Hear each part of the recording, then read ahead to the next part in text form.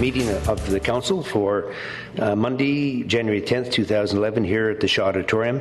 And I'd like to start the meeting off, if I could, by asking everyone to rise for a 1-minute silence in recognition of the loss of our late Councillor, Larry McNabb. If you could please join me.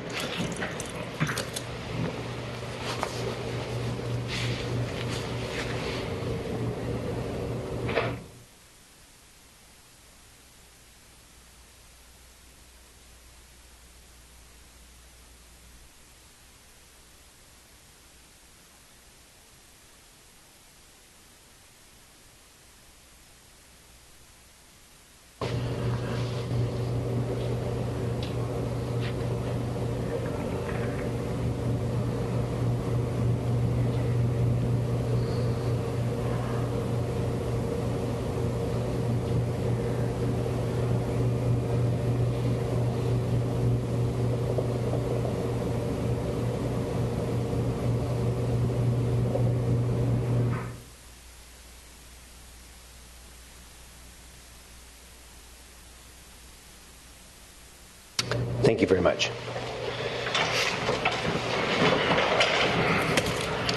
I'd like to call the meeting to order now and ask Ms. Harrison if you could walk us through, please, the introduction to late items.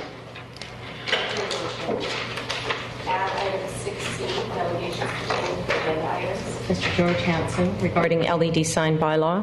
Add item 6D, delegations pertaining to agenda items. Mr. Bill McKay, regarding LED sign bylaw.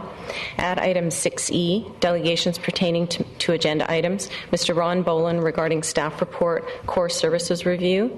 However, Mr. Boland has informed me that he's unable to attend, so Mr. Gord Fuller will be reading his submission. Add recommendation under 7A, Mayor's Report, Committee Commission Appointments. Add item 7D, Mayor's Report, City of Nanaimo Assessment Notice Announcement. Delete item 11K, Staff Reports, LA 50, Palace Hotel at 275 Skinner Street. Delete item 11Q, Staff Reports, Unsightly Premises, 100 Victoria Road. Delete item 20A, delegations pertaining to items not on the agenda, Mr. Anthony Reams. Okay, thank you very much. Could I have an adoption of the agenda, please? With the agenda as amended. As amended. Second. All those in favour? Opposed? Carried. Could I get a motion for the minutes? Move the minutes as circulated. Second. Moved and second. All those in favour? Opposed? Carried. Move into presentations, and we have delegations pertaining to items, agenda items up to 10 minutes. And the first is on 6A, delegations pertaining to the 2011-2015 financial plan. And the next item is Ms. Andrea Rosetta Taylor, the Chair of Greater Nanaimo Chamber of Commerce, regarding support for the changes in the sign bylaw to permit LED signs. Welcome. You step ahead and you can make your presentation right now. Thank you. Good evening, Mayor, City Council. I just would like to first say thank you to all of you and to the city staff as well for working as hard on this issue as they have. I would like to give a little bit of historical perspective to it. It actually started in March 3rd of 2008, and this document is approximately 94 pages. It has included everything from collaboration that included the Chamber and DNBIA and city staff collectively working. It has had surveys. It has had open house on the issue. It really has taken into consideration almost every advocacy group that might have issues with this bylaw. So I think that it has had lots and lots of careful thought and interest from all concerned. The kind of sad part of all of that is that we're still not where we need to be on this. The community vision is that the change in the city will be based on the foundation of community participation, and certainly we have done that, that you will provide leadership for change, and I think you do want to do that, that it's all about teamwork, and certainly we have showed through all of our hard work that we have tried to provide teamwork on this issue, and that you do want to make it easier for businesses to invest in Nanaimo. I think that all of us want the very best for Nanaimo. So I find that we're kind of at a stalemate, a bit frustrating. It's interesting in kind of reviewing some of the news items from before and some of the quotes that had happened in previous meetings. Merv Unger was quoted as, "Let's get this done." Bill Beswick pointed out that the issue has been on the agenda more than 2 or 3 times with open houses and online surveys. Bill Oldham said he remembered walking through the streets at night with neon signs wet on the road and how beautiful they were. And at one time, council had to vote yes on neon signs. So none of this is I don't know how to say it. It's not brain surgery, really, but we somehow find that it is still a contentious issue, that it is not an easily done thing. And I would like to say that option 3 for the Chamber of Commerce is not an option because it means no change. And I really think that we are trying to get to a point in which we want some sort of change. We want to recognize that we need to support business in Nanaimo. I was listening to CKNW, and so it isn't my personal brilliance at all that this topic came up, but I think it's a very, very good one. And Mike Campbell said, when is profitable businesses a bad word? When is that bad? It isn't bad. The health of a community is based on those businesses in that community. Salvation Army, United Way, Loaves and Fishes, all of these social programs would not exist if it weren't for the successful businesses of Nanaimo.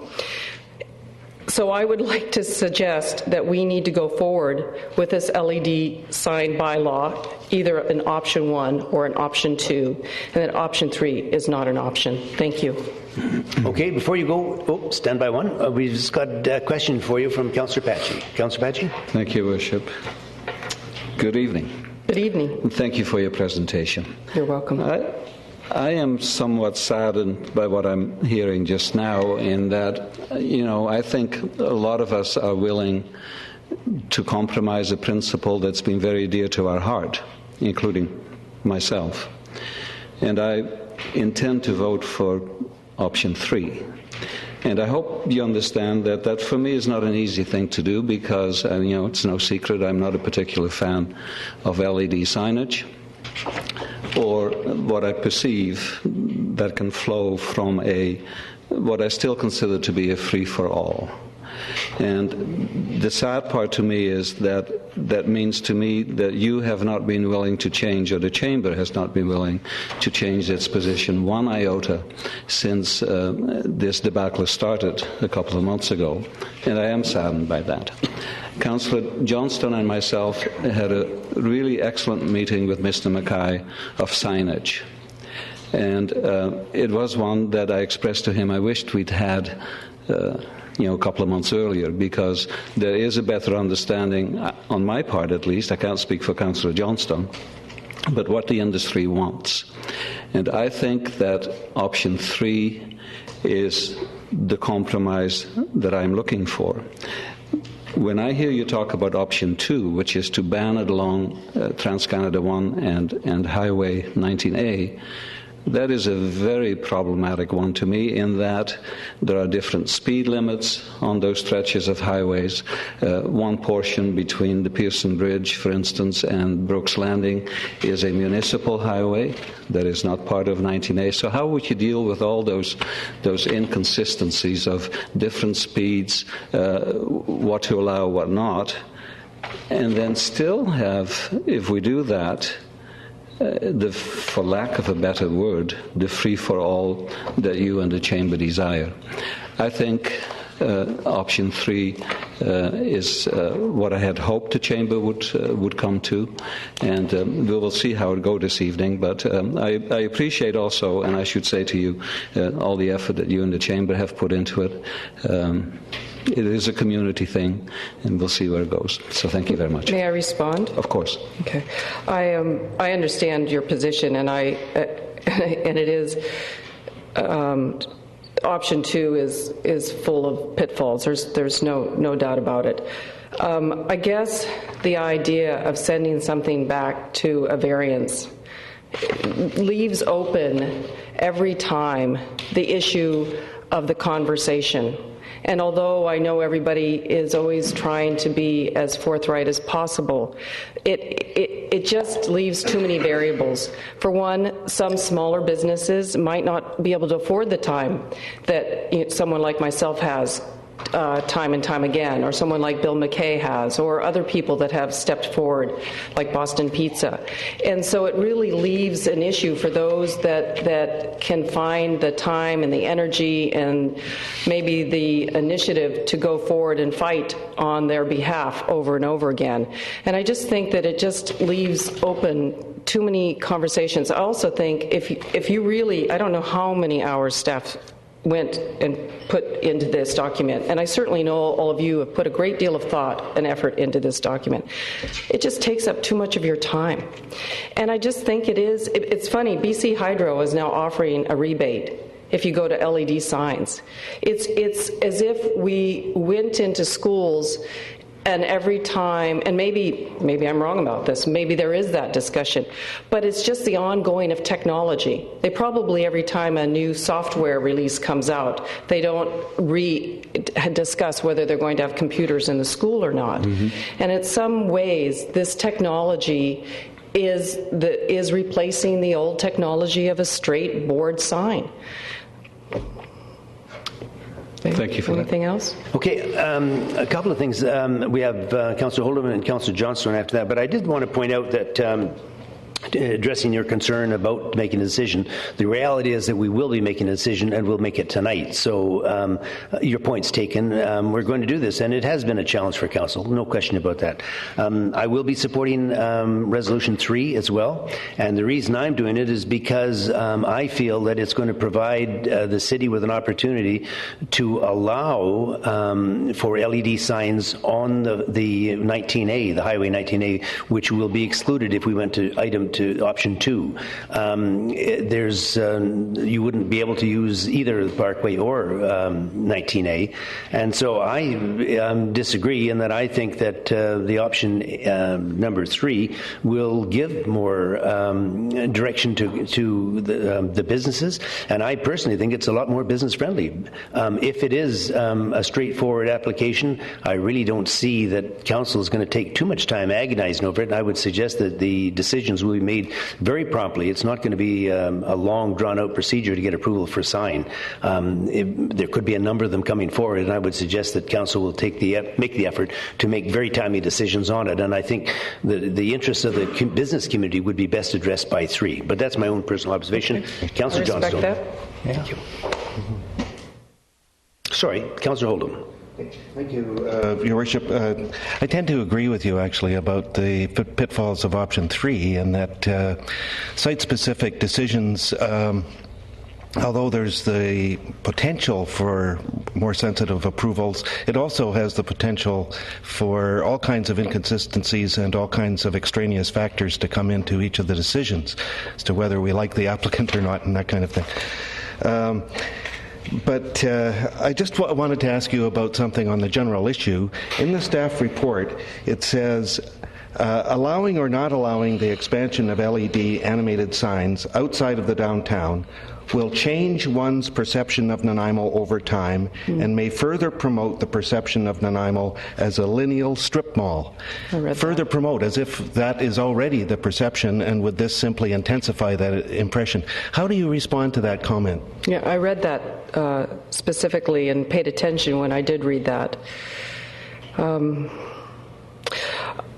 I think it's bigger than that.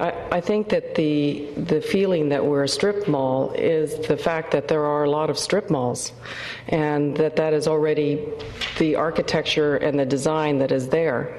I don't know that the sign actually changes that.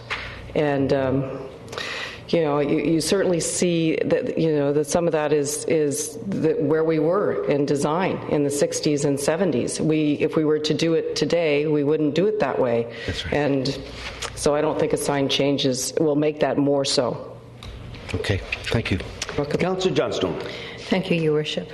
Thank you, Andrea, for coming tonight and speaking on behalf of the Chamber. In our excellent meeting with Bill McKay, he came up with a wonderful idea that I thought, striking a sign review panel. Mm-hmm. And I thought this was a very, very good option. We have a design advisory panel. And I'm not anticipating, and I don't think any of us are anticipating, a great number of LED applications coming forward because of the high cost of building that type of the technology. What would you think about a design sign review panel being struck by members of the community, somebody from the DNBIA, somebody from the Chamber, other interested members of the community to adjudicate these sign applications and put forward suggestions or recommendations? Is this with using option 1 or option 3? Option 3. Well, then that goes back to what Mr. Oldham just said, that now you're now doing it not only by variance but by committee, and then there's lots of opinions about how all of this should be done, and then it just takes longer and longer and longer. And I think, Mayor, I think the concept in what he's thinking is correct, that it would be more business friendly, but again, I worry we're leaving it up to a lot of people to make a decision for one business, and I think it prolongs it, and that doesn't feel business friendly. Thank you. Okay. Councillor Beswick. Thank you, Worship. Just a question to staff. This is a delegation, and we're identifying how we're voting.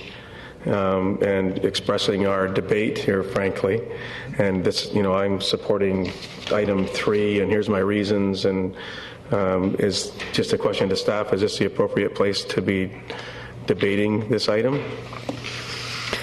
Well, Your Worship, that would be up to the chair, and my recommendation would be to actually have the debate as part of the report when it comes forward under item 11C.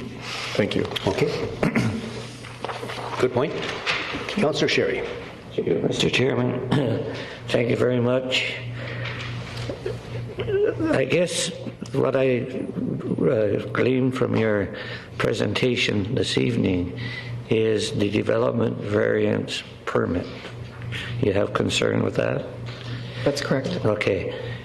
And I guess the thing is that you go in and it's like a crapshoot. You never know what's being requested and what's not being requested. Is that your problem? Yes, and I think that could be biases that might come into that. Certainly each time a sign comes up, there could be a delegation from an opposing group that could come in and say, and have this whole debate all over again every single time.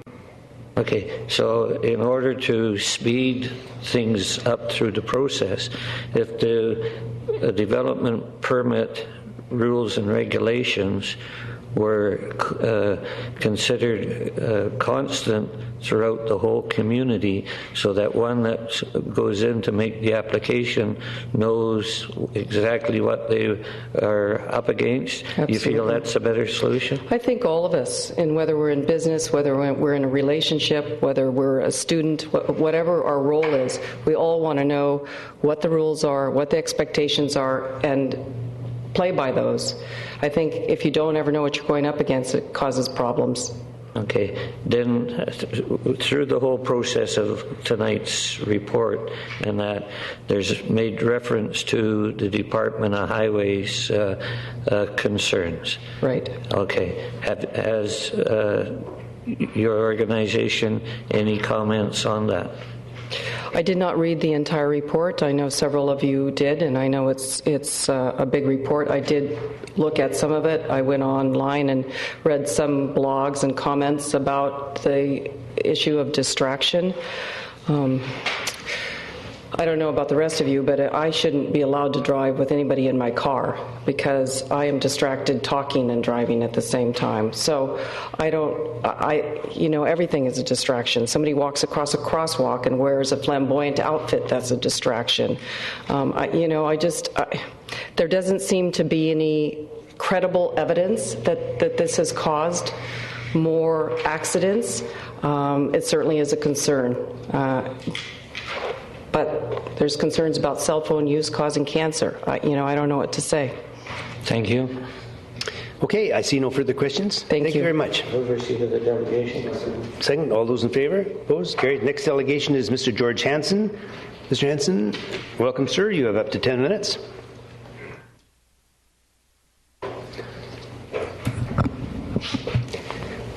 Good evening. As already stated, my name is George Hansen, and I live at 198 Garner Crescent.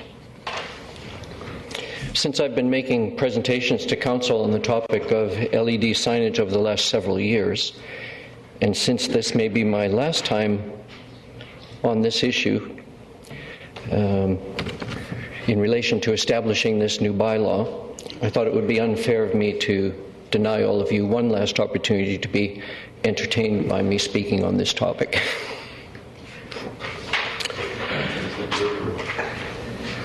I encourage Council to adopt option 3 as recommended in the staff report on January 6, 2011.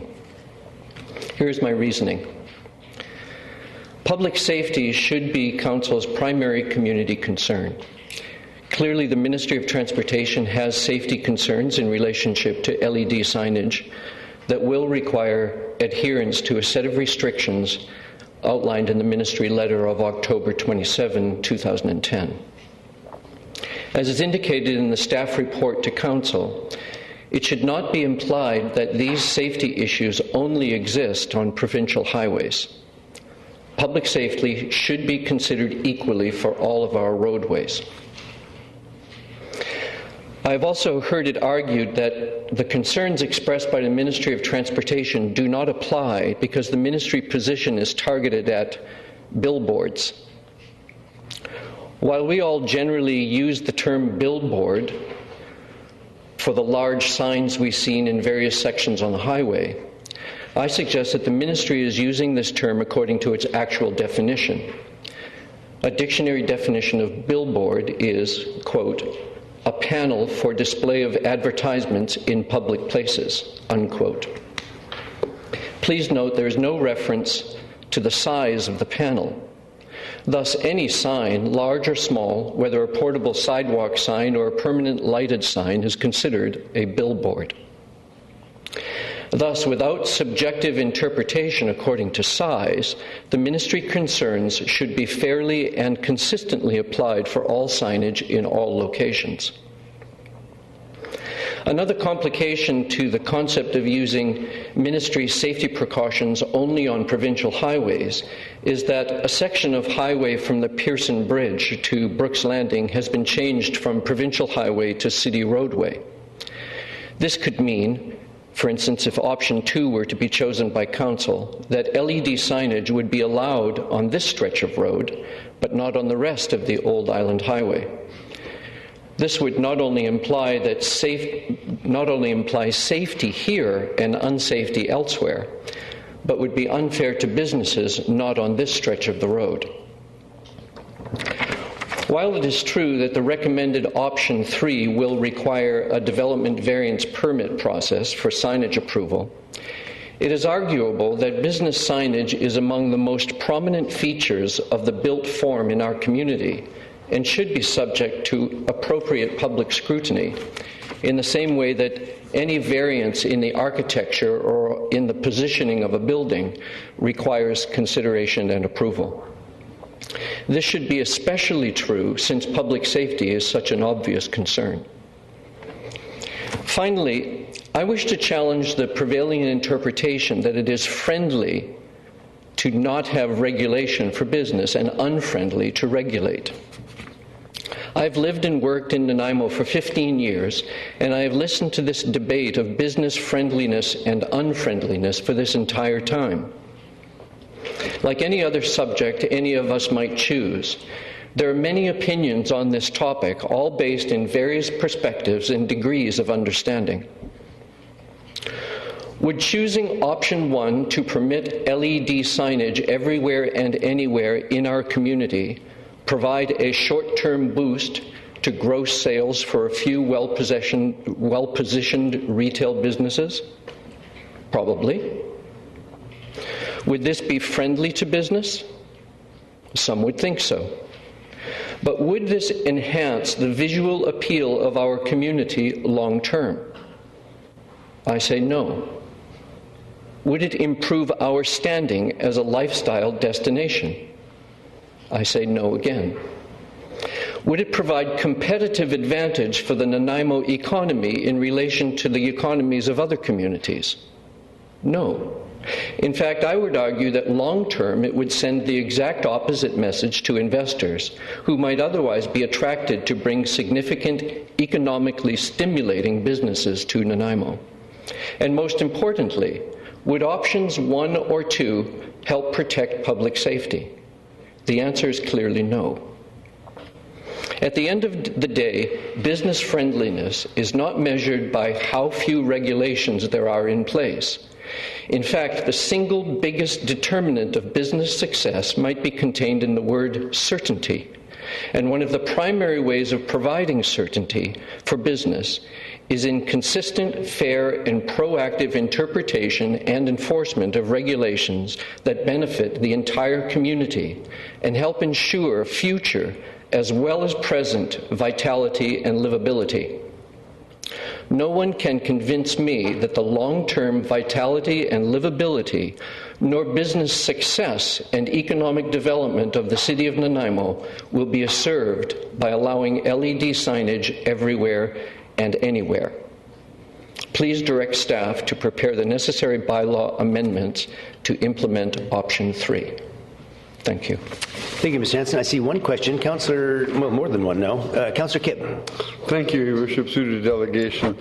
I'm not hung on the safety issue, George. It concerns me. I think it's more the drivers, the roads, the speed, the road conditions that probably are worse than the sign. But when you say consistent and fair, what about the signs that we have as a city?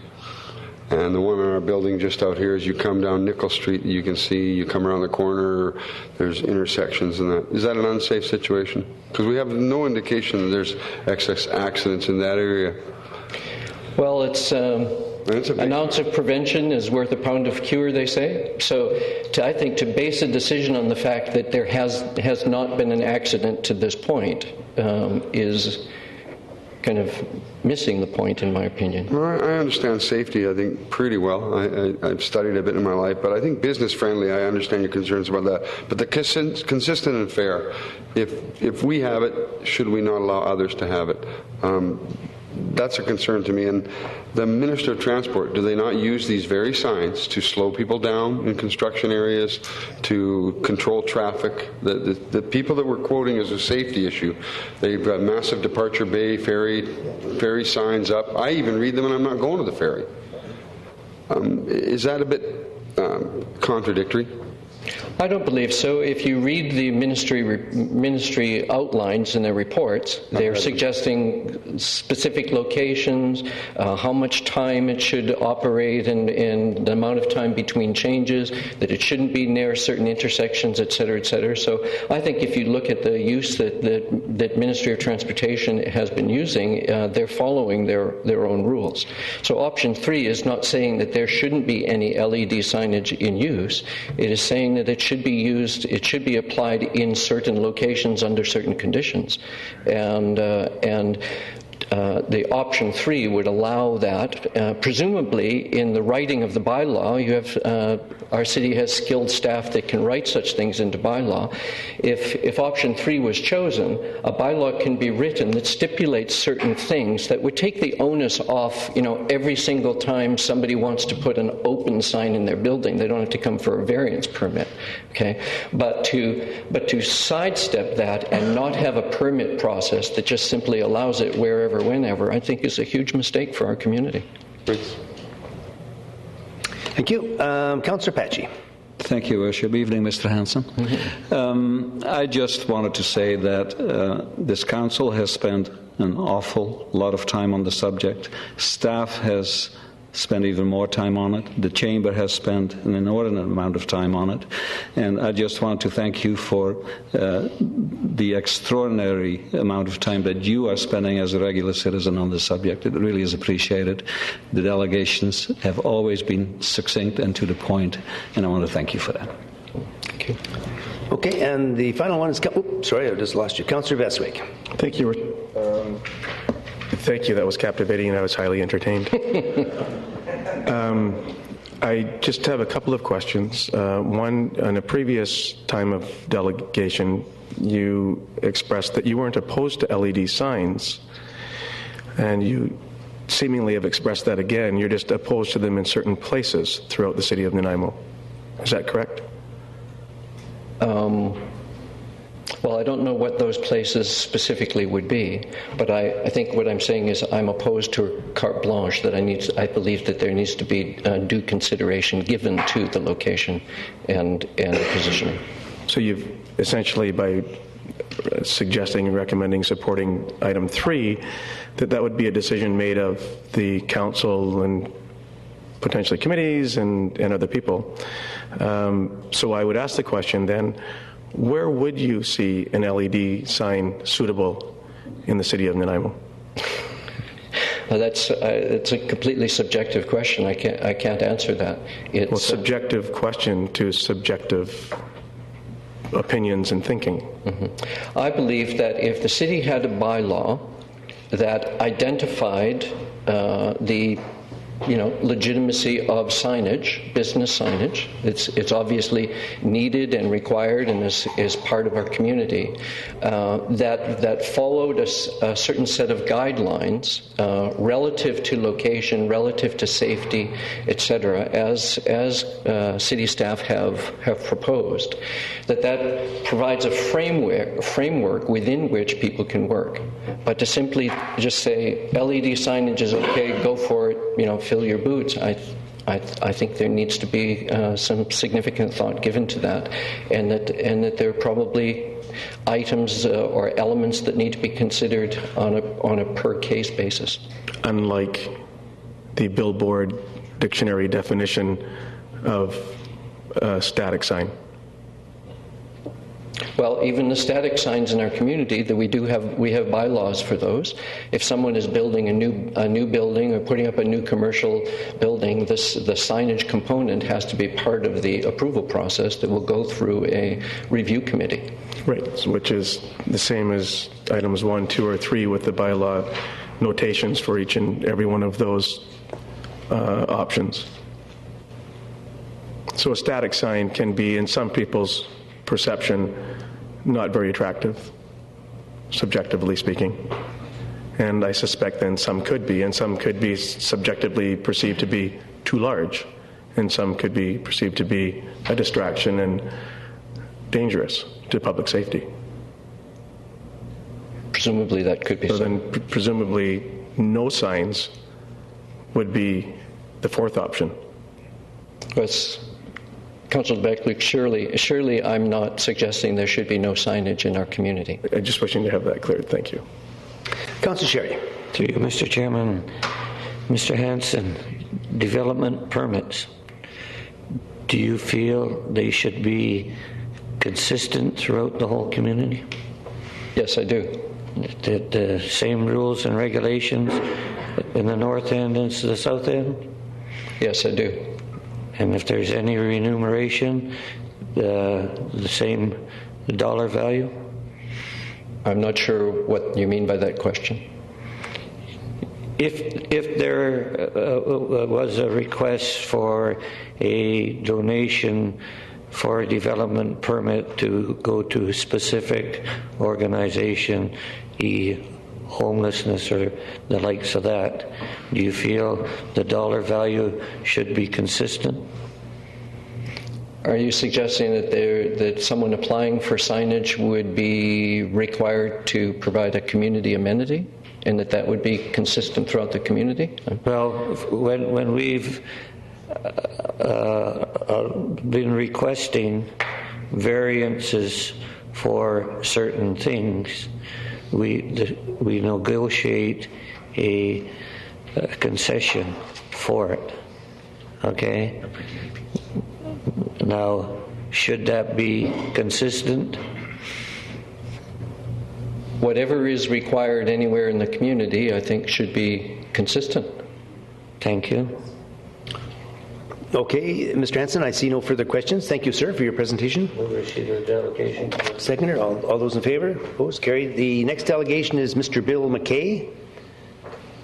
Mr. McKay, welcome. You have up to 10 minutes. Good evening, Council. Start? Okay. Today, I wanted to give a presentation based on what we have today and where we can go. In Nanaimo today, predominantly the folks who would want this type of signage would be particularly multi-tenants. What we have is, as you see it here now, that's a 45-foot sign. It's 320 square feet. There's no variances required for its installation. However, one of the scary things is that that's all that you're applying for, is those two things, the height and the square footage. What can become interesting with a sign like this is that as time goes on, if there's a desire for more tenants to advertise on it, it can then be subdivided. There's 7 panels on that sign now. It can now be increased to 14 if you cut them in half. If you cut them in half again, it can increase to as high as 28. Such as what you see here. New tenants can be added. More space can be made by subdividing, and it becomes more cluttered and less appealing to the viewer. If it's left uncontrolled, the images multiply to the point of confusion and virtually no visual appeal. Why LED? From a business or mall operator's point of view, multiple images can be displayed in a slideshow format. Clear, bright images with no mechanical requirement to make changes. In other words, nobody has to go up on any ladders. They can be done by wireless on computer. They're easy to edit for the fraction of the cost of currently available vinyl face. LED in Nanaimo can be big, bold, bright. It's easy to change. It's dimmable, and it's very energy efficient. The Ministry of Transportation and Infrastructure position. Currently, the Ministry has no policy that has been adopted by their executive. They have, however, circulated an information paper for Ministry use. This report is entirely based on the Wachtel report, which came out of the United States in May of 2009, for billboards in the U.S. Jeremy Wachtel says, he's a self-proclaimed expert, he claims that driver distraction for over 2 seconds can significantly increase the chance of an accident. He also says that LED signs are distracting. He also says small signs are just as bad as big ones. He also says that it takes up to 1 second per word to read a sign. So then, why no accidents at this sign? If you were to read that right now, it would probably take you 10 to 15 seconds. Here's another local sign. This sign is, whenever I mention this sign to people, they always tell me that they read that sign. I find myself, when I've timed myself, that it takes me upwards of 10 seconds to read all 5 lines, digest the information, and then chuckle, because usually it's pretty humorous. And they've been using that sign for over 30 years. Yet that intersection, which is influenced by not only on and off entrances and departures from a gas station, but also the intersection itself, is not named as one of the accidents in Nanaimo that causes, or one of the intersections that causes most accidents. Can LED help? Yes, LED signage can in fact remove clutter. If utilized properly, multiple cluttered simultaneous messages can be decreased to something as simple as a marquee with the main advertising message being below, such as what we see here. Same sign, different message. Much easier to read, and with a little bit of style could actually look pretty good too. Now, when it comes to intersections, Ministry of Transportation and Infrastructure says, and it's quoted in one of the reports and in numerous letters, the cognitive demands on drivers are greatest at locations where they must make decisions or actions which include merge areas, any intersections with a public road, on-off ramps, signed curves, and railway crossings. So then why does the Highways Department do things like this when we approach intersections? That's all within 100 meters of an intersection on the Island Highway. There are numerous locations where on the Vancouver Island and in British Columbia where they're cluttered with signs like that, some of which point to tourism initiatives that don't exist anymore, such as the one I'm about to show you at intersection between Departure Bay Hill or Departure Bay Road and Brecken. We see this sign. That business has not been in existence for 7 years, and the sign remains. The Wachtell report has been panned across the United States and Canada by numerous regulatory bodies that just don't buy into it. It's been disregarded by many jurisdictions, including New York, the province of Ontario, the cities of Toronto, Surrey, Victoria, Langford, Colwood, Duncan, Parksville, Port Alberni, to name a few. Wachtell has also been disregarded in Ontario, where the Ministry of Transportation in Ontario now permits LED billboards along its highways.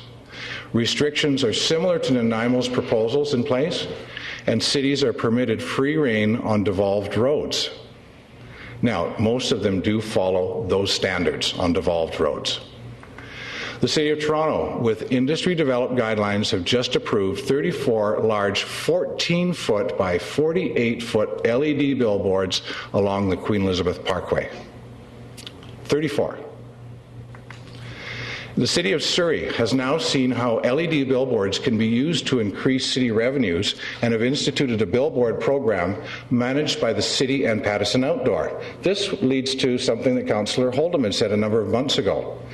The city uses 30% of the airtime, the balance is sold to third parties, and the city receives a revenue share.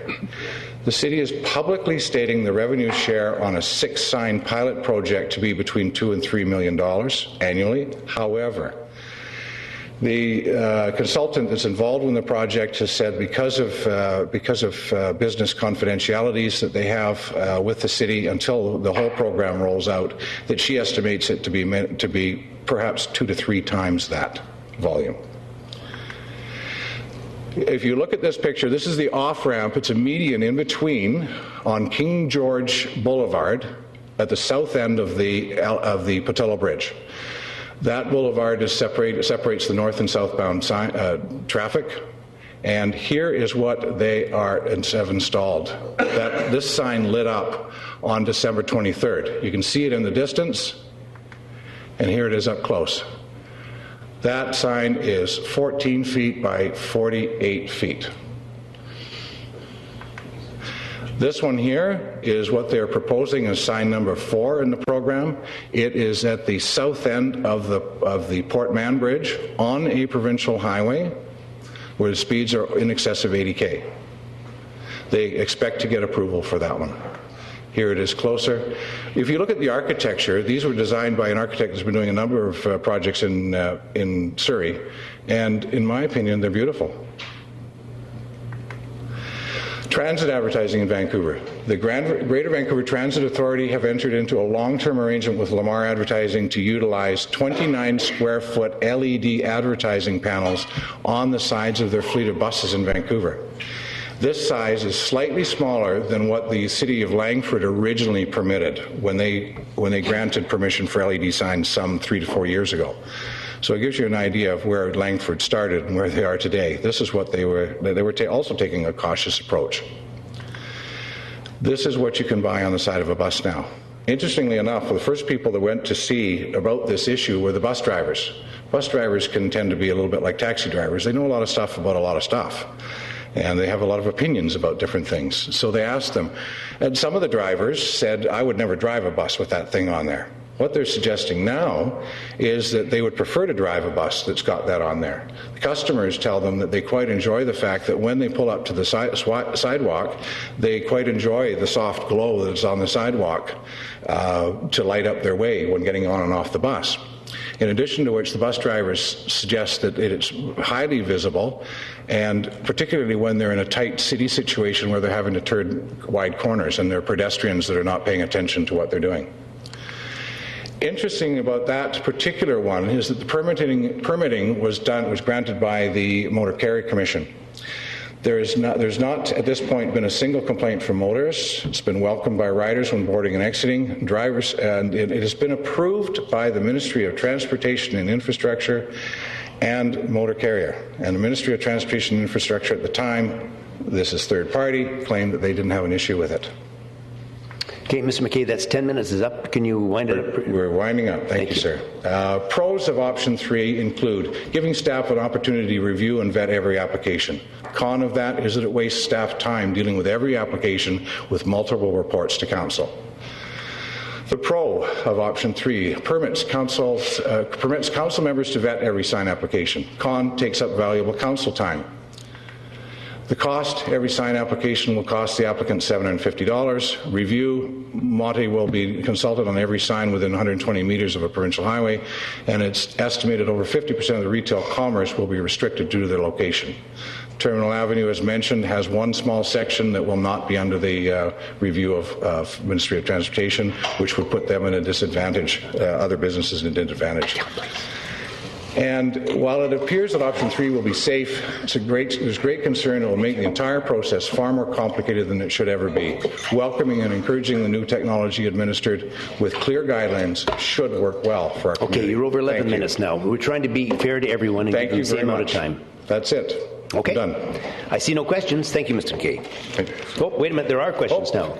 Sorry, they just flashed on. Councillor Beswick and then Councillor Oldham. Councillor Beswick. I'm delighted we didn't rush you too much. Thank you very much for your presentation, the time, energy, and the succinctness of and detailed information of academic, objective, fundamental information. Thank you very much. Thank you. Councillor Oldham. Yes, thank you, Your Worship, and thank you. Great presentation, and as usual, you, as an expert on this in this business, you inform us of some new aspects of it. I'm curious about right at the beginning, you showed a set of static signs, 7 of them or so listed down, as opposed to an LED sign that would sequence the number of businesses that would have been represented on that static sign. Yes. I guess that this is more out of curiosity than out of policy interest, but I'm just curious about how do you expect someone who's driving along the road to see what they want to see on that sign at the time they want to see it? In other words, I can look up at that 7 or even 10 panel sign and say, I'm trying to find just pick one, Thrifties, say. I'm trying to find the Thrifties. And there it is. I can see it at a glance. I know the logo. There it is. And I turn in. If I'm looking at an LED sign, I'd have to wait until the Thrifties things comes up. By that time, I'm long gone and on to the next mall. So I'm just curious about how the LED sign would resolve that problem with the linearity of it.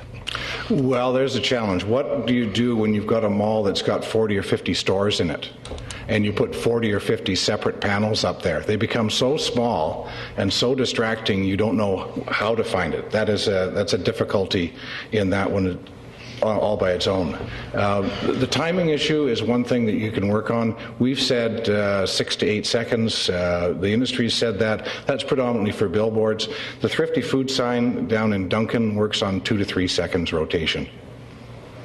So each one has its advantages. What you can do is you can take a 45-foot tall concurrent pylon sign, and you could probably drop that down 15 feet to 30 feet, put a marquee sign at the top, and that marquee could in fact be a couple of your, one or two of your anchor tenants, as they've done in Duncan, and then the balance would be the balance of the mall tenants. I just wanted to thank you for the information about the signs on the buses and the, I guess, unexpected benefit of providing some light for the people that are getting on and getting off the bus. That's an interesting one. I also like the idea of it on the side of buses because those who are waiting at the bus can actually see a sequence. They're pedestrians. Correct. Thank you. Councillor Kipp. Yeah, I was going to remark on the passive safety of the LED light on the bus. Quite interesting that the Minister of Transport actually passed that. Can you split the screen? You got a 45-footer by 16 feet high. It can be split into 4 screens too. Any image, like any television image or any image you want to put up. So you could in fact flash 4 names at once for 6 seconds. You could. Yeah. Okay, thank you. Councillor Patchy. Thank you, Worship. Evening, Mr. McKay. I guess we're in luck. This is our second seminar from you in 1 week, at least for Councillor Johnson and myself. I'm honoured.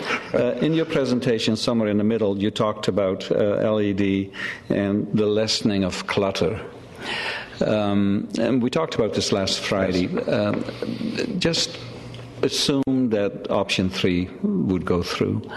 What is your position on us looking at getting a commensurate reduction of regular signage when an approval is given for an LED sign? I'm thinking of clutter in the greater context. Well, if you looked at a couple of the examples, one would suggest that you would take a 45-foot tall sign and you could reduce it by 15 feet. And that's an excellent suggestion. It would be difficult to do on this building because there's very little signage to start. But I would suggest that can absolutely be another way of going. Is you can ask for it, and certainly you can guide your committee or council can be guided, or the regulations or guidelines can indicate that it's certainly council's desire to go there. Thank you. Okay, I see no further questions. Thank you, Mr. McKay. Appreciate it. Thank you. Receipt of the delegation. Second, all in favor? Opposed? Carried. The last delegation we have is Mr. Ron Boland, and I believe Gord Fuller is going to read the submission. He's right there.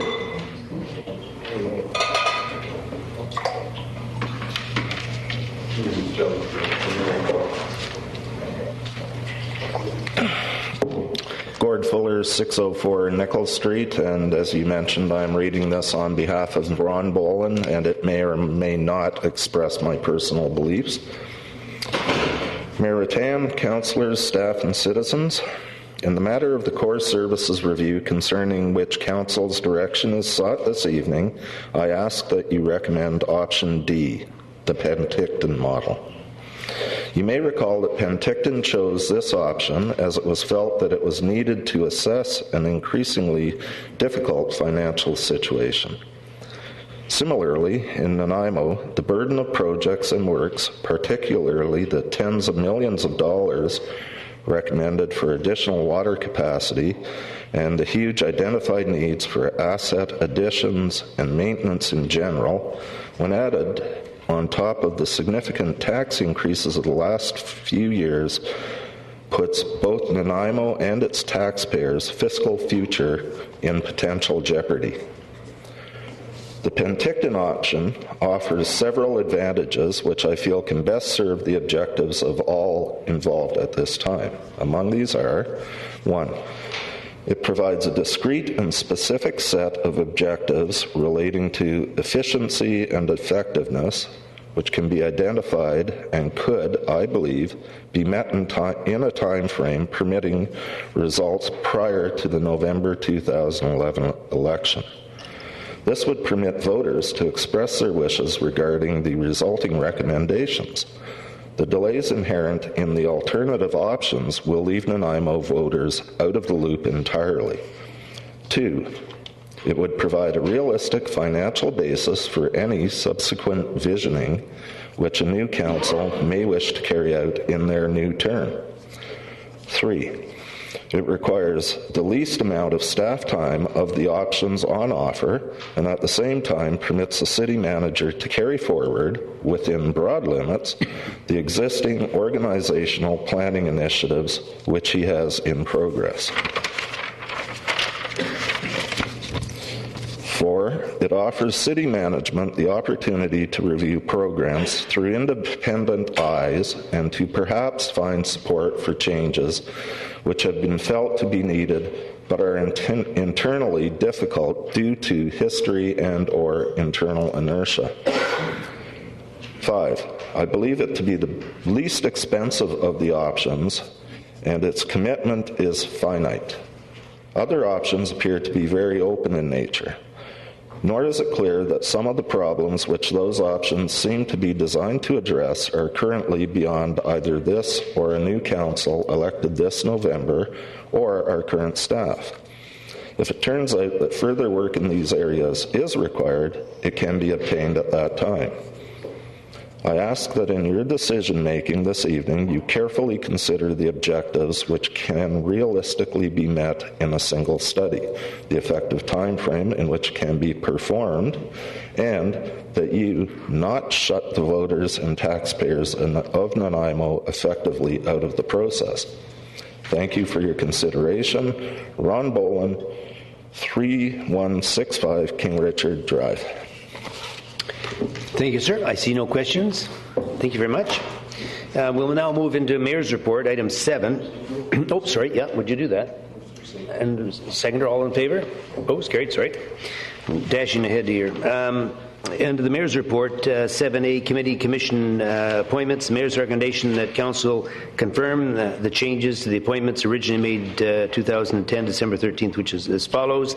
And these are primarily replacing the late Councillor McNabb with other members of the existing council. And so the Transportation Advisory Committee would be made up of Councillor Holden, Councillor Kipp, and the addition of Councillor Beswick. The Water Supply Advisory Committee would be made up of Mayor Rattan with Councillor Unger as an alternate. And under commissions, the Athletic Commission would be chaired by Councillor Unger, and it would be represented by Councillor Beswick and Councillor Sherry. Parks, Recreation and Culture Commission, Councillor Johnson will be the chair of that committee, and Councillor Paci and Councillor Kipp is the replacement for Councillor McNabb. And finally, the Economic Development Commission, which is Mayor Rattan is the chair, Councillor Unger is the alternate chair, and will now include Councillor Paci. And so he was now going to be new, again, to replace, well, there's a switch actually with the new chair on Parks Recreation on him. Mayor's recommendation. Moved and seconded. Any discussion? All those in favor? Opposed? Carried. The next item is B, Regional District Board appointments. That Council 1, appoint Councillor Unger as Director to the Regional District of Nanaimo Board. 2, assign 4 votes to Councillor Unger. And 3, appoint Councillor Paci as alternate director. Moved? Moved and seconded. Any discussion?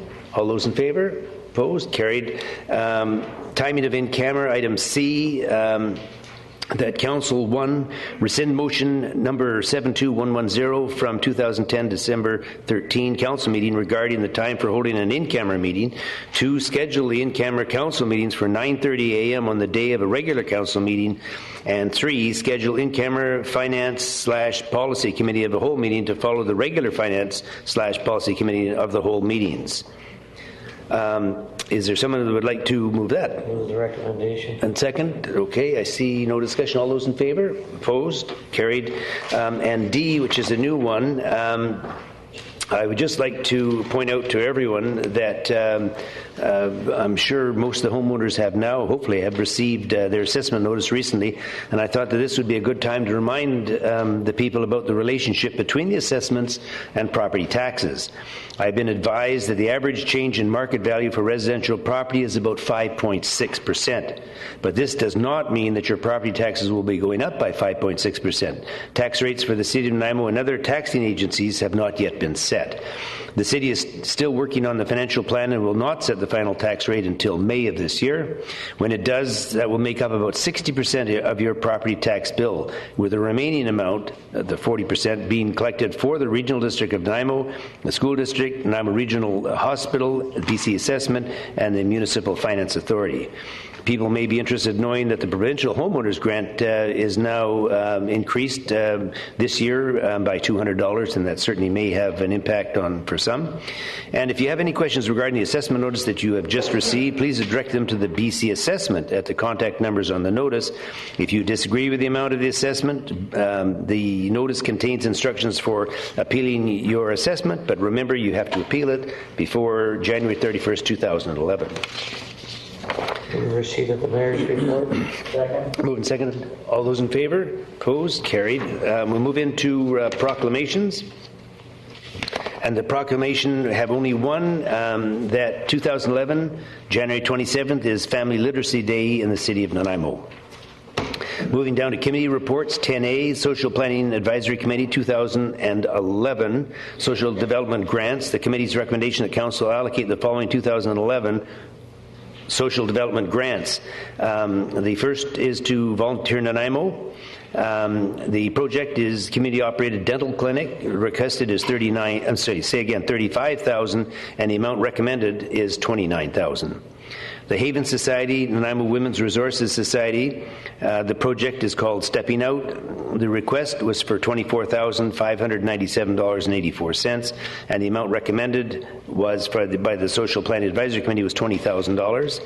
Nanaimo Citizen Advocacy Association operational support. The request was for $15,000, and the recommendation is to remit $11,000. The Nanaimo Women's Resources Society, the program is Go Girl. They also requested $15,000, and the recommendation from Social Planning is that it not be funded. Move the recommendation. Seconder? Okay, I've got some questions. Councillor Bestwick. Thank you, Worship. The source of the funding is from gaming, and right now we've allocated $60,000. Just a question to staff: is there? I know we're into 2011. Is this the total amount of funds available through the gaming opportunity? Yes, Your Worship. Through to Councillor Bestwick. The gaming funding comes to $90,000, and there's a council policy which allocates $60,000 to go out by way of grants, and the other $30,000 is to fund special projects that are identified by the Social Planning Advisory Committee through the course of the year. So it's a 2/3, 1/3 split out of the $90,000 received from gaming. Thank you. From gaming. So the total amount available for organizations like this through SPAC is $90,000 total annually? No, the grant program is set at $60,000, but there is $90,000 in gaming received. Correct, thank you. So is there any other sources of funding beyond gaming? The Social Planning Advisory Committee also administers the Social Development Grant Program, and believe the total amount in that is $20,000. I'm looking at Councillor Kipp. Is that correct, Councillor Kipp? So then is it reasonable to assume then the groups of 7 of 12 that weren't chosen to receive any dollars have another opportunity to come forward with a submission? That's correct. In some cases, the groups were invited to submit a further submission and decided not to, and felt that they better belonged over in the social development grant program rather than this program. Thank you. Thank you, Ms. Tucker. Councillor Unger. Thank you, Your Worship. I just wanted to note with the community-operated dental clinic, the rent on that one is completely donated in full by a local businessman. Good point. Thank you. Councillor Kipp. No, Your Worship, I'm just going to back up staff on that. There's 2 parts to the gaming funding for the social planning. This is the one part as a social development grants, and the other projects come from the social development strategy, and they're chosen through the committee to current issues. Over time, they've affected homelessness, food issues, and so the other parts of this are some of the food and homelessness issues that have been dealt with. Thank you. Okay, we'll move now into item 11, staff. Oh, sorry. Yeah, we need to have a motion on that one. Moving on. Is there a seconder? I'll second. Moved and second. All those in favor? Opposed? Carried. Sorry. The move into staff reports and administration down to 11A, council vacancy by-election. Council recommendation, staff's recommendation that council appoint Joan Harrison as the chief election officer for conducting a by-election to fill the vacancy on council, with power to appoint other election officials as required for the administration and conduct of the by-election, and that Chris King be appointed deputy chief election officer for the by-election. So moved. Moved. Second. Any discussion? Councillor Patchy, are you on for this one? Thank you, Worship. Yes, I'd like to just speak to that motion, which I will support. I just want the citizens of Nanaimo to know that I, like them, would like to save $100,000+ if there was a proper way of doing it. Democracy does not come cheap. You only have to look at the world news these days, and there are many, many places where people don't have the right to vote. So I think it's really extremely important that we do it right. The other part of why I would be supporting this is that I would not be looking forward to sitting on a council that had too many chances of a tie vote, 4-4, which is a defeat, and I don't think that serves that very important democratic principle that majority rules. We forfeit that if we should elect not to have a by-election. So that is my comment on it. Thank you. Thank you. Councillor Sherry. Well, Mr. Chairman, I have mixed feelings on this project. If it wasn't for the legislation that specifies in the document that January 1st of the year, if it had been open, because look, this is the third year of this term for this council. We had already had the inaugural meeting of this council for the third year. And the unfortunate thing, the incident happened after that date. And that's where I have difficulty with the provincial government saying that they've got it specified in stone in the legislation. Other than that, Mr. Chairman, I'll support the matter of going through the election, but I thought there would be a much easier way to do it. Okay, I have Councillor Johnson, Councillor Bestwick, Councillor Unger, but I think I would like to maybe at this point just mention that in anticipating this particular vote tonight, I did have the opportunity to speak to Minister Cadieux, the minister in charge of this particular aspect of the Local Government Act, and her position is that it would be extremely unlikely that approval would be granted not to hold a by-election to replace the late Councillor Bestwick. Sorry, Councillor McNabb. Just in case. Sorry. I wasn't disqualified. Check his pulse. Sorry, Larry McNabb. And so I think that with that in mind, I think the chances of submitting this and getting approval on it would be very, very slim, in my opinion. And the minister indicated that to us. So while I concur with everything Councillor Sherry has said, and it is only by about 7 days that we missed the window, we still will have a very difficult time. And the one suggestion that Minister Cadieux said is that in her opinion, financial considerations, i.e. the cost of holding the by-election, something approximating $100,000, would not in itself be a reason not to hold the election. So it's a bit of a challenge. Councillor Johnstone. Thank you, Your Worship. I think everything's been said. I agree with my colleagues in that the cost factor alone should not be a barrier to the democratic process, and I will be voting in favour of the by-election, although I'd far rather see the $100,000 go to other infrastructure costs. It's a necessity. I think we all would. Good point. Councillor Bestwick. Thank you. Now that you're still with us. Yes, thank you. Frankly, I just have a question of staff on this staff's recommendation. Are we voting on holding a by-election, or are we voting on appointing Joan Harrison as Chief Election Officer and Chris King as Deputy Chief Election Officer? they're two separate things to me. Clearly, if we vote to have this take place, which I certainly support, irrespective of the terms of reference for a by-election as set out in our charter, I don't know that we have an option, unless it's put before us, to have one or not to have one. So my question is, we're talking about the merits of having one and why the merits of not having one to save money and all those things. That's not what we're being asked to do here, is it? Well, that's what I'm trying to ask. My belief is that this recommendation would mean that council is proceeding with a by-election and that Joan Harrison is the chief election officer and Chris King is the deputy. So we maybe have taken liberties and a shortcut, but what we're trying to say is that we recommend you get on with it and appoint the returning officer and have the by-election. And which isn't stated in here, which I agree with. I agree with proceeding with the by-election for all of the reasons stated, and perhaps considering not for all of the reasons stated.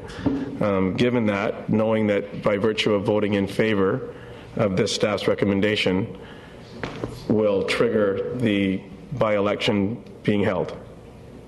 That's correct. Thank you. Councillor Holdham. Yes, Mr. Chairman. Was that that just helped Councillor Beswick, did it? Yeah, anything to help.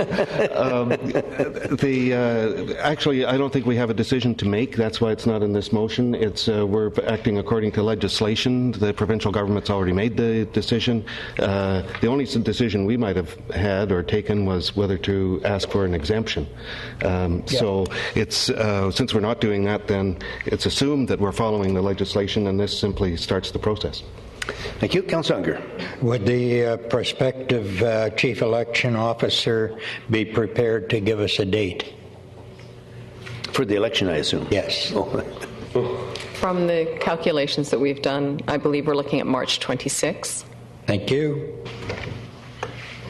Okay, I see no further questions from council. On the motion, the staff recommendation, all those in favor? Opposed? Motion carries. Councillor Sherry.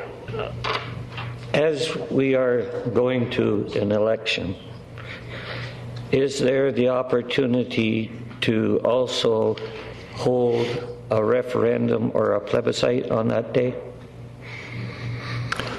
Your Worship, I believe Councillor Sherry is referring to the potential to have a referendum on the debt that will be required to fund the water treatment plant. No, I haven't stated what I'm talking about, Mr. Chairman. Either way, that would be one example, and if there are other examples, I'm sure there are. Our view, after reviewing the dates, is that it would be the timelines are too tight to have the necessary public information and advertising for a referendum on that same date. So our recommendation would be that council not do that. Okay, what I understood at the rehearsal this morning is we were discussing the matter of a referendum as it relates to a money referendum as it relates to a project within the city's 5-year or 10-year plan. What I'm going to ask, my understanding, at least, I haven't heard anybody speak otherwise about this community's involvement in parks and recreation, and we put our chests out as it relates to the beautiful parks that we have. And we have just, since the last referendum, as it relates to parks within the community, we have purchased Neck Point. We've, on 2 occasions, we've had those properties with no protection other than the zoning on those properties. We have purchased additional property at Westwood Lake And I believe Westwood Lake has been dedicated through a referendum on through the Parks and Recreation when they did that. So the question is, would it be possible to have those properties, there might be 4, there might be 5 properties identified. Certainly we got the legal description, so that shouldn't take us too long into organizing that. And the thing is that we have property that has been understood by the community for decades about being a park, and it's been outside of that referendum that was held in the 80s as it relates to Parks and Recreation, that I would like to see us have the opportunity to go to the public on a referendum as it relates to the total property encompassed within the Maffeo-Sutton Park as it relates to up to the property that goes up to the highway in that area.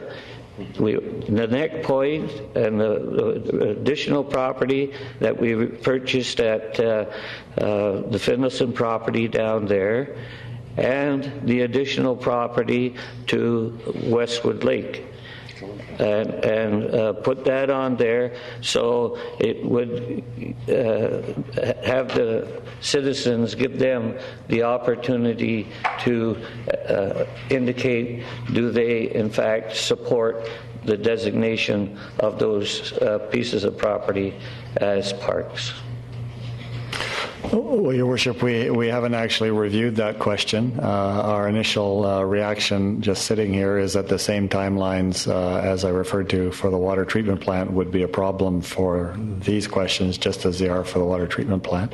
However, we are prepared to review it further this week, and we can report back to you next Monday if that's what Council would like. But our initial opinion is that it's likely challenging, and one of the most challenging things would actually be having an information and communication program for the public so they knew what the heck was going on, and that is probably one of the biggest challenges, but we can report further next Monday if that's what you'd like.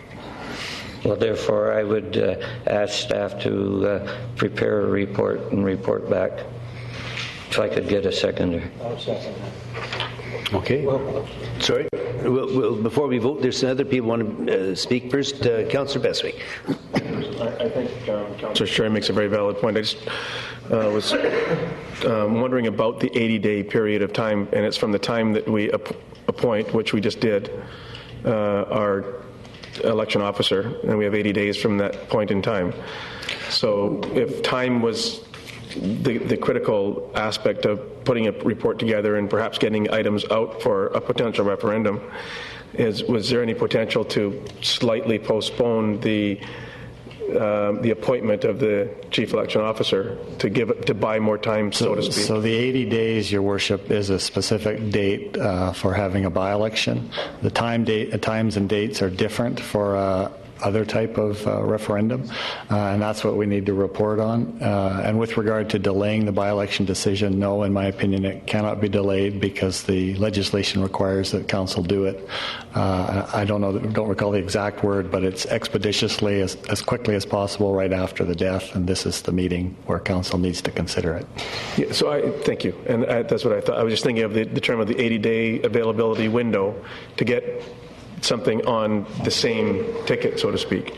And fair enough. Thanks. Okay, Councillor Patchy. Thank you, Worship.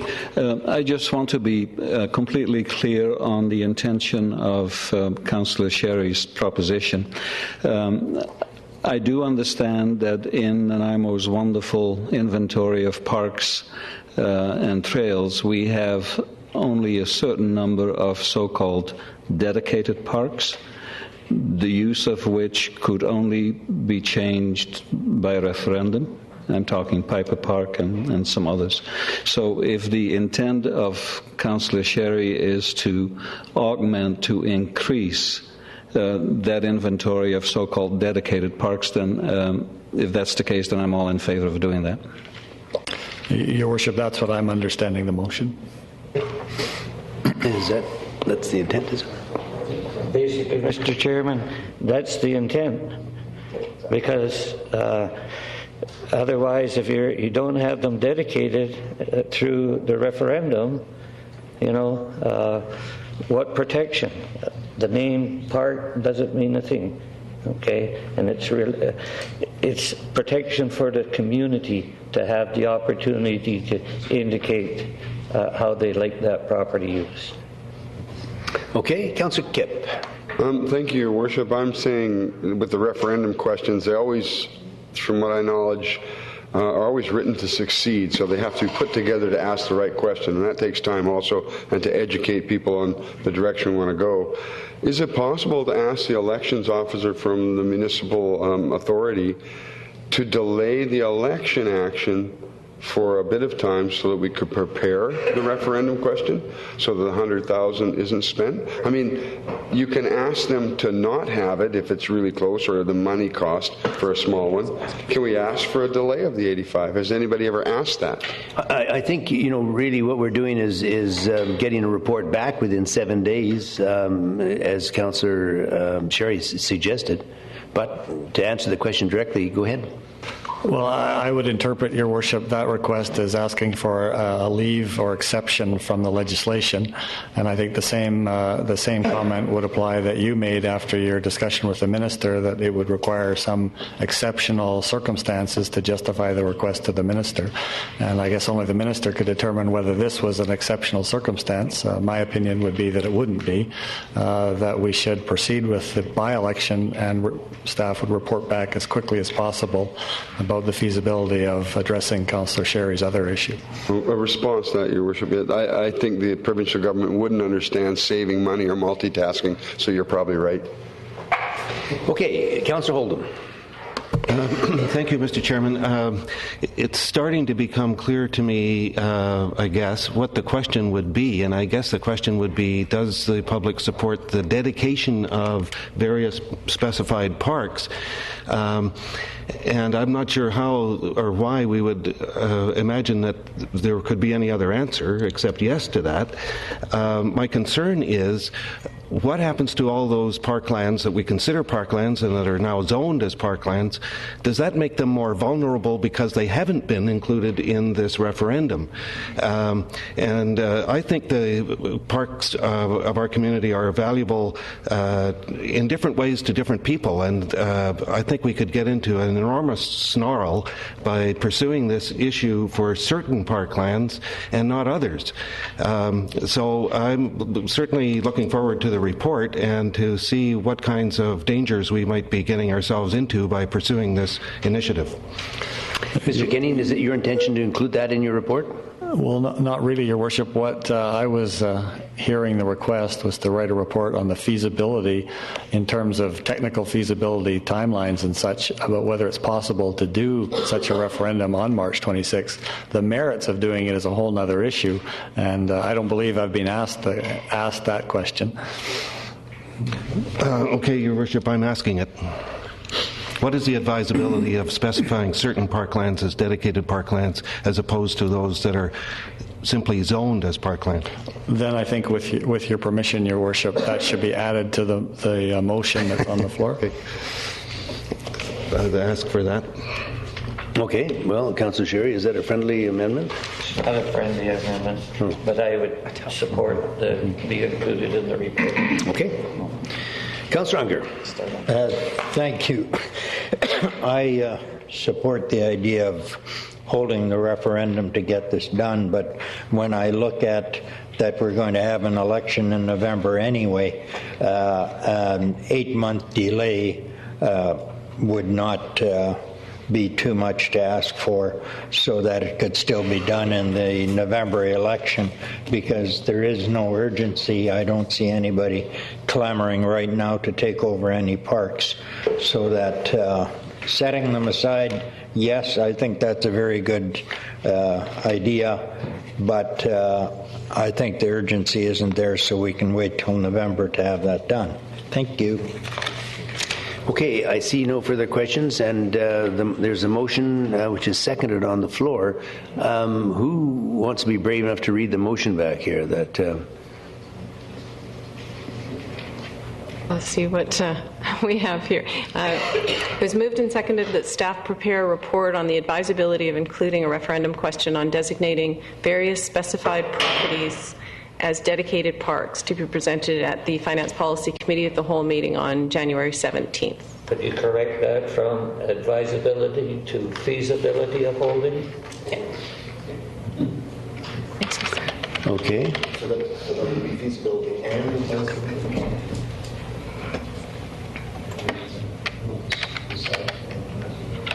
Wordsmithing. Go ahead.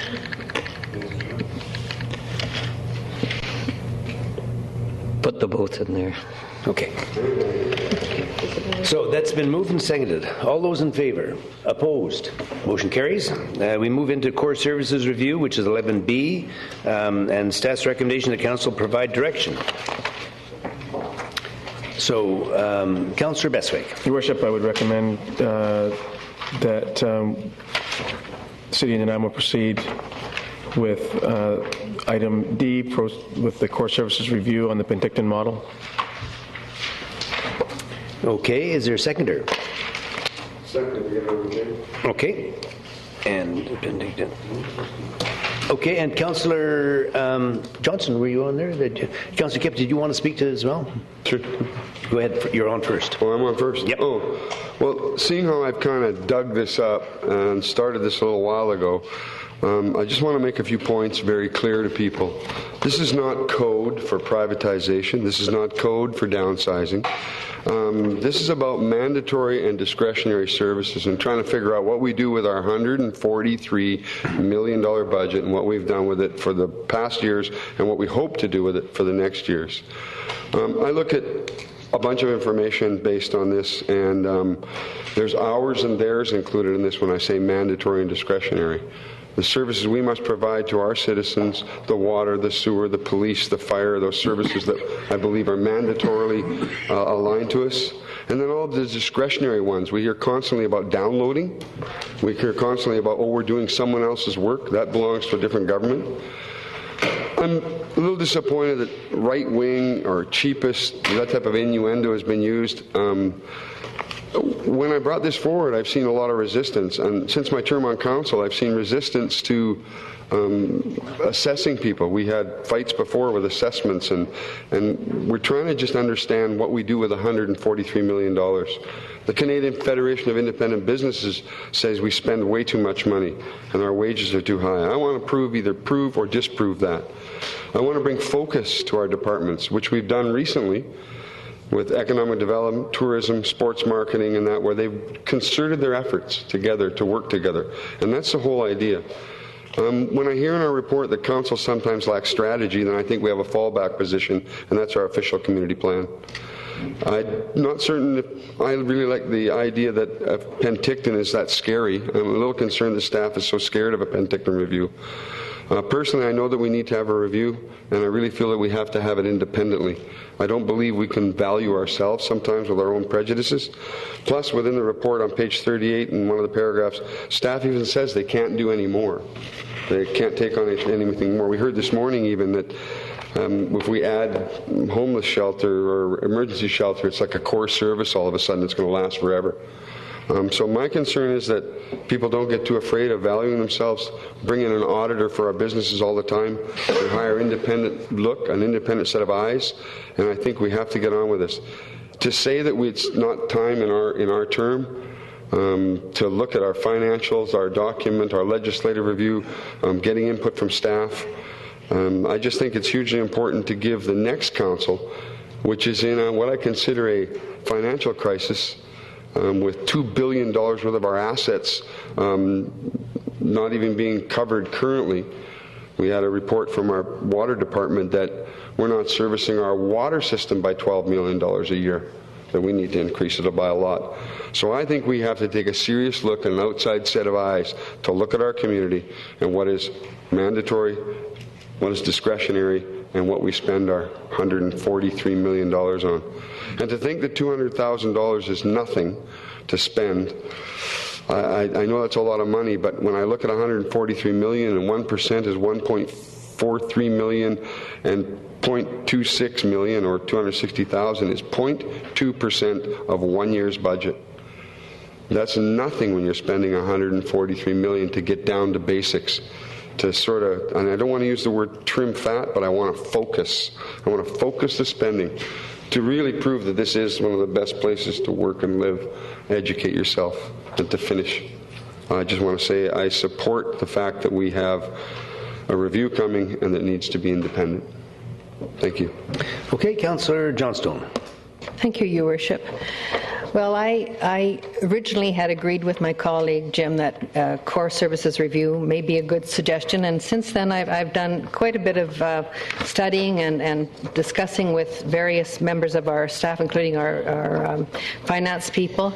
I don't think we should proceed with a core services review at this time, as I believe that our new city manager has already initiated this procedure by conducting an organizational structure review, the Takara report, study of best practices, which determined there was little fat in the organization and that our staff carry an appropriate workload now and of high technical value. We've initiated an organizational planning initiative. We've set strategic objectives with vision and mission statements. We've undertaken an employee engagement survey showing we have an engaged employee group committed to providing excellent services to our citizens. Another review at this time could result in a lack of engagement and poor morale. And not to mention that $100,000 to $200,000. This happened in Vancouver, and the engagement of the staff after conducting such a survey resulted in poor engagement by their workforce. Also, we've had a major safety and asset assessment, or management initiative underway, and I think that's a high priority at this time, Your Worship. I don't see the necessity for conducting this at this time, and I'd like to make that point.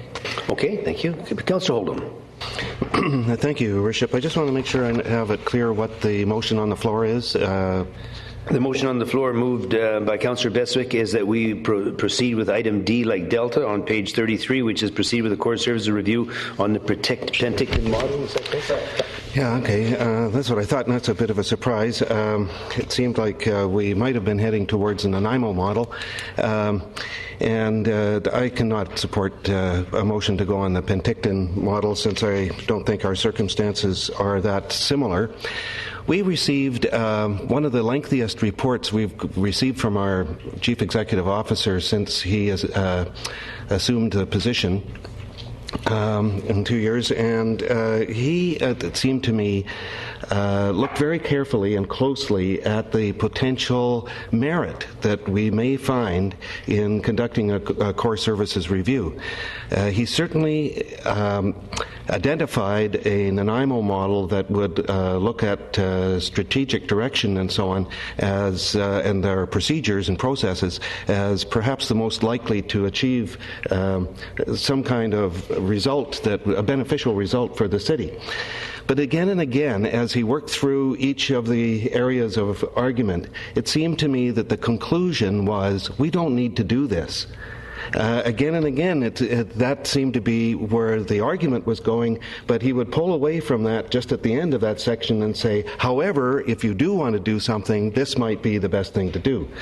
So I'm reading between the lines here, and I'm taking staff's recommendation to be, we don't need to do this.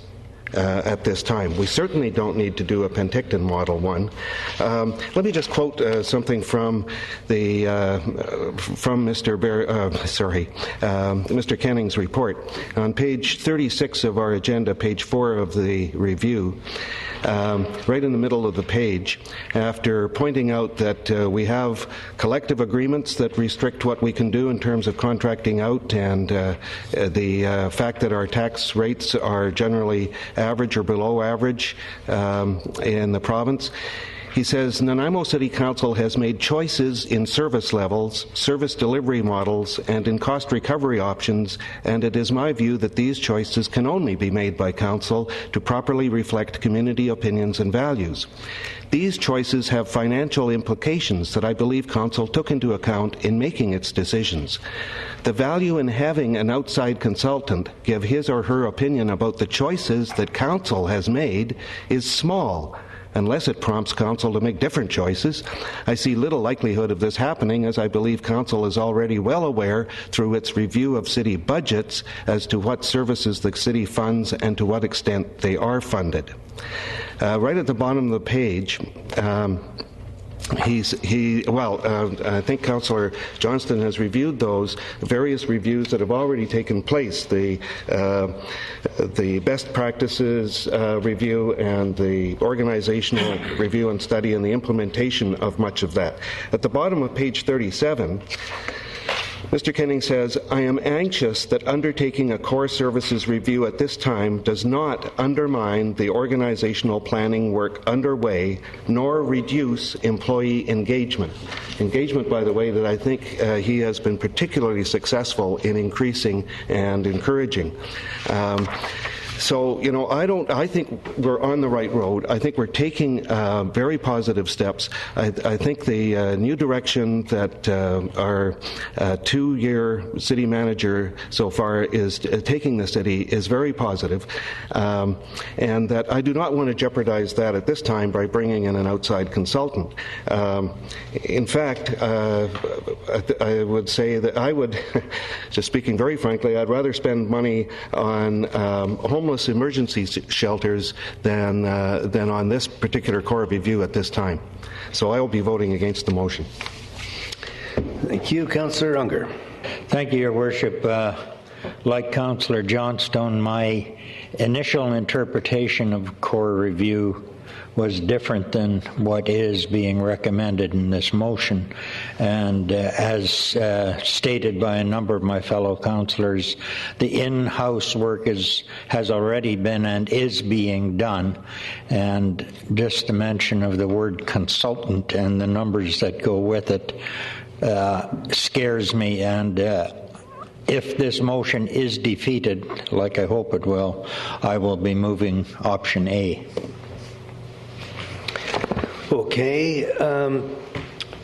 I might just jump in a little bit too, that if I can, and say that I won't be able to support the motion either, and I think it's important really that we do acknowledge the effort that Mr. Kenning has made in the year since he's been confirmed as the city manager, and I think a lot of the issues that are raised in a core review are something that I think Mr. Kenning and his staff have already undertaken, and one example that to me is significant is he's taken the time to meet with every single employee in the city, which is a massive undertaking.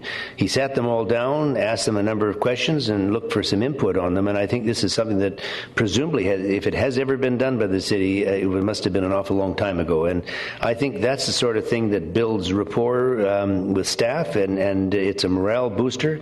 And I really want to compliment not only Mr. Kenning, but the senior staff for working in that regard. And I have a bit of a problem spending the money on a review, which I think we're already benefiting from without bringing in a consultant again. So I won't be supporting this one myself either. Councillor Kipp.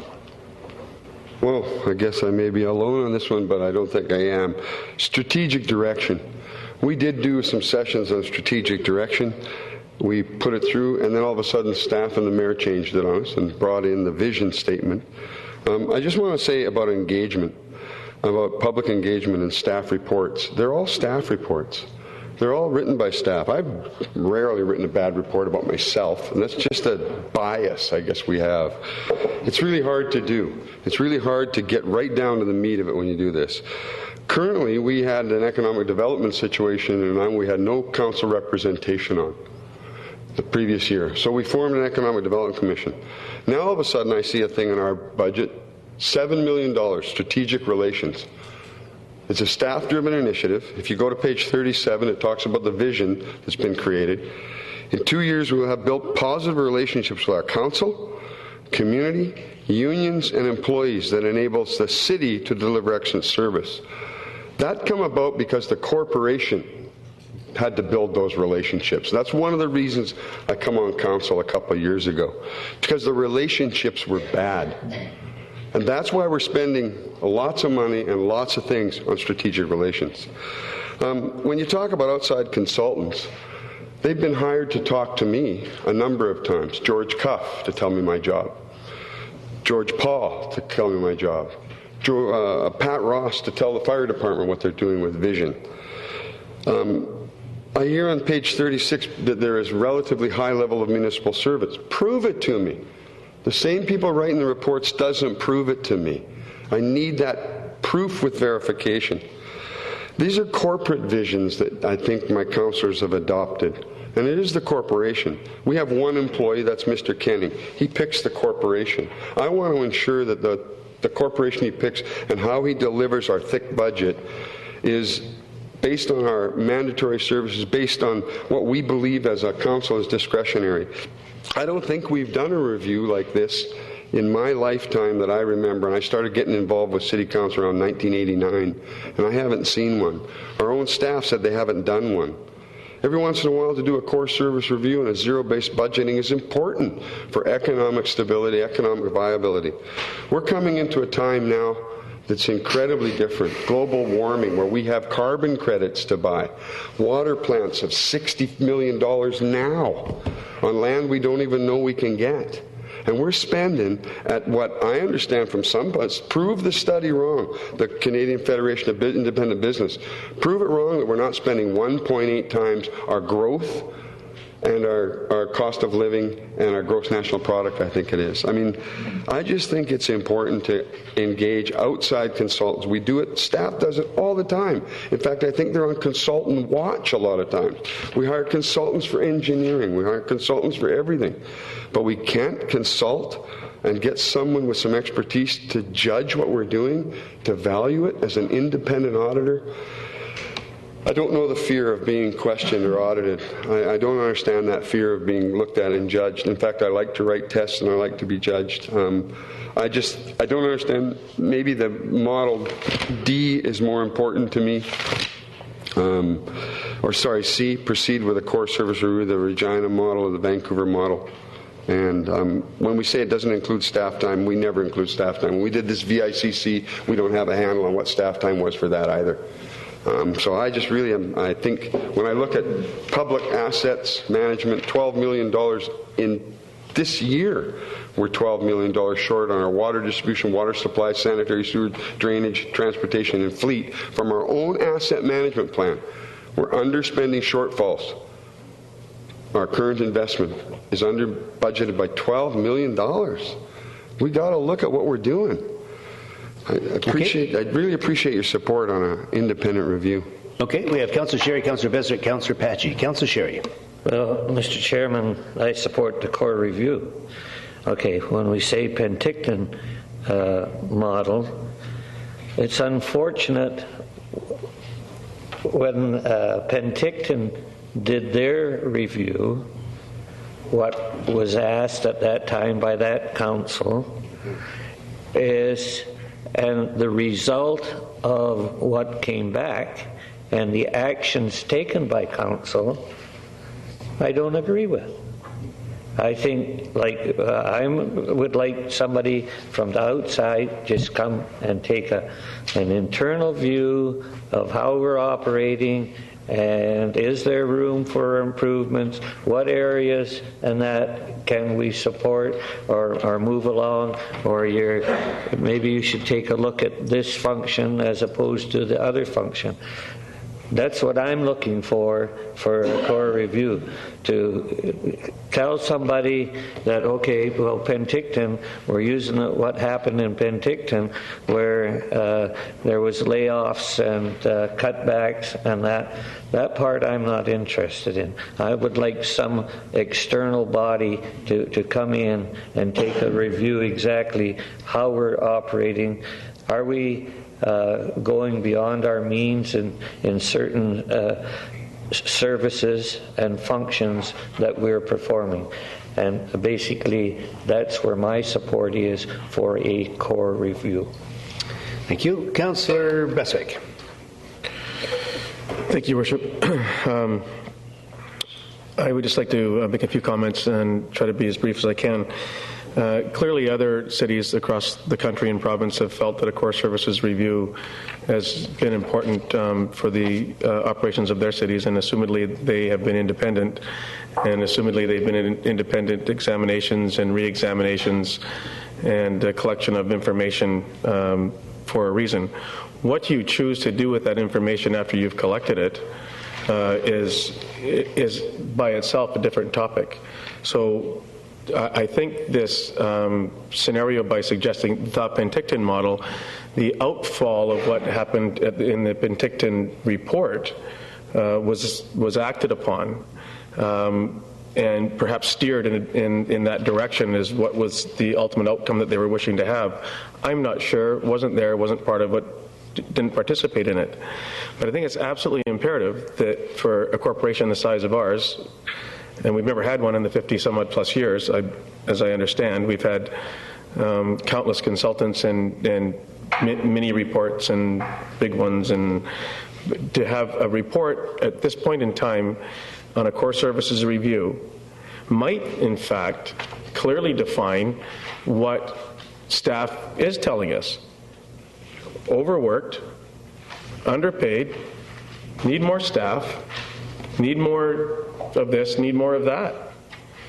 There's the suggestion here that it's simply about cuts. It might come back and tell us this is absolutely you have to make improvements here, you have to make changes there, you have to better this area if you can. The percentages of consulting over here and contracting out, and they might come back and say, wow, you guys have had a great deal for a long time. And then the Nanaimo model of the Penticton model becomes the model for the rest of the communities across the province to adopt. So when I read things like create an inventory of programs and services offered by departments, identify services and activities not mandated by legislation or council, determine if discretionary programs can be altered, discontinued to become more cost efficient, identify service improvement opportunities, identify opportunities to become more accountable to citizens, link corporate strategies and position the organization for the future, examine at a macro level the city's labor costs and staffing levels, recommendations or options for changing the organizational structure, reporting relationships, and organization flattening, review financial and budgeting practices. I see and hear nothing threatening in there. And if that is information that we can use for the next council coming in, because it won't be the current body that we have here, this is going to take time, then it would be a starting point for the future council to walk into. And just the two terms that I've served and the people that I've served with that have one-term people or longer-term people or people that were on council that have left, all say that it takes them at least half their first term to figure out what the hell it is that they've adopted from the previous council. So if we have something that is a foundation, and what you do with that information is something different than the information that you've been provided. And I think it's important that this information, through an independent examination and a review, be conducted and carried out for future councils coming in. And is now the right time? I don't know why it isn't. I don't know why it isn't. I don't think it is. I think it should have been done 3 years ago, or 6 years ago, or 5 years ago. So I will be supporting the motion. Okay, Councillor Patchy. Thank you, Worship. Well, I think all of you are right. Easy way out. The only thing that I could support as far as a core services review is concerned is the Nanaimo model, and that would be number B. And the reason I'm thinking that way is that because I agree with Mr. Kenning and all the senior staff who have laid out in front of us pretty clear of what we already have done and I'm strictly not interested in duplication. And with the Penticton model, there is duplication. There's just no way around that. The Nanaimo model is fine as far as I'm concerned, provided, because I also have some serious problems with the timing of all this into the last year of a 3-year term, regardless of what other cities do. I could vote for Nanaimo, provided that it meant that we just laid the groundwork, did the RFPs as Mr. Kenning is suggesting in his report, and then let the work begin for the next council. Thank you, Worship. In other words, I shall not be supporting the Penticton model. Okay.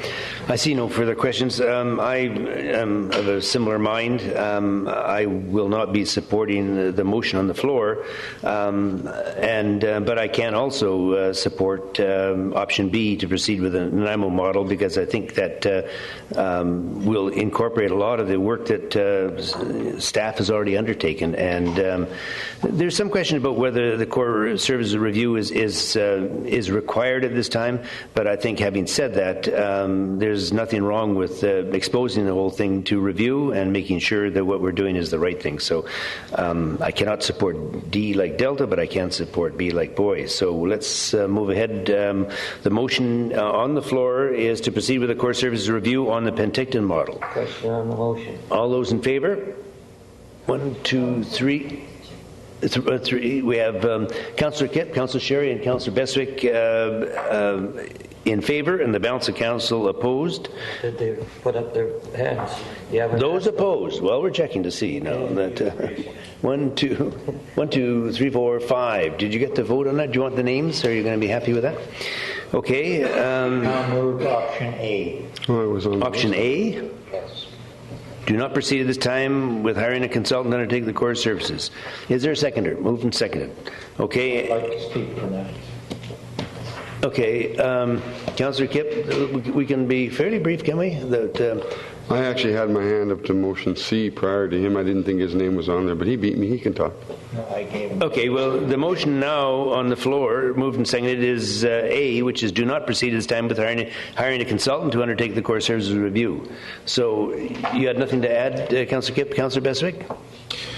Well, that is exactly what B is not hiring a consultant. So A said do not proceed this time with hiring a consultant to undertake a core service review. So we're not going to hire a consultant, so then we go to the B model, which is Nanaimo? No. Okay, well, but the motion on the floor is that we not proceed with a consultant. That's item A. Is that not correct? Yes. So let's not anticipate what it might mean. Let's just read it the way it is. Well, does it mean I want to know, does it mean we're not hiring a consultant or we're not doing the core review? Just not hiring item A says do not proceed at this time with hiring a consultant. Okay. Not too much of a challenge there. So, yes, go ahead. We've got several people. Well, I think we've got an order here. Yeah, and Councillor Beswick is next. So then, if I wanted to still make a motion to suggest the Nanaimo model, it's a moot point. Well, we're going to have to defeat the motion on the floor, which is A. No. If A passes, then everything's gone. Yes, that's correct. Point of order on that. It doesn't say that the core review is gone. It just says do not proceed at this time with hiring a consultant to undertake a core review, service review. Well, so we're not going to hire a consultant. We can still do the Nanaimo model. That's language. It's technical. Depends whether it's passed or failed. If it fails, it's academic. Let's, Councillor Beswick. Thank you, Your Worship. If I just make reference to about 30 minutes ago when we talked about the by-election, and it was assumed that if we voted in favor of the chief election officer, that it was assumed then that we were having a by-election. So if it's assumed that if we don't vote in favor of a consultant, then the core services review is off. Then I guess that's the way that I understand the assumption. Correct. And I've always been instructed that if I assume anything, it makes an ass out of you and me. So I don't want to assume anything either. So if we are voting in favor of not proceeding to hire a consultant, then is it reasonable to assume that this item is done? Dead. There would be, yes, that's correct. There would be no external consultant hired. The city staff would continue on the organizational planning effort internally that we're doing already. Which is not an item on here now. What you're already doing, you're already doing. That's right. Thank you. So I'll be voting in favor of this motion. To me, unless we have an external review, then we're not. And whatever we're doing internally, then we just continue to do it. Only we would call it B or whatever it is, with the assistance of outside consulting, whatever. So I'm in favor of not proceeding. Okay, Councillor Unger. Thank you, Your Worship. We just had our assessment report and what we're going to do with our taxes. We're going to spend around $100,000 on a by-election in which we have no choice. This is $100,000 or more, up to $150,000, on which we do have a choice. And I think with what's already underway and the information we're getting back, I am satisfied with the information I'm getting in order to do my job as a councillor. So therefore, I do not see the validity in spending that amount of money at this time on a review or hiring a consultant. And I will be supporting and voting in favor of the motion in front of us. Okay, Councillor Oldham. Yes, Your Worship, just quickly, just point out that the motion does include "at this time," so that there is an opportunity for us or some future council to continue with this. It's not like we're trying to kill the idea, it's just not doing it right now. But I do understand we are doing some pretty important things.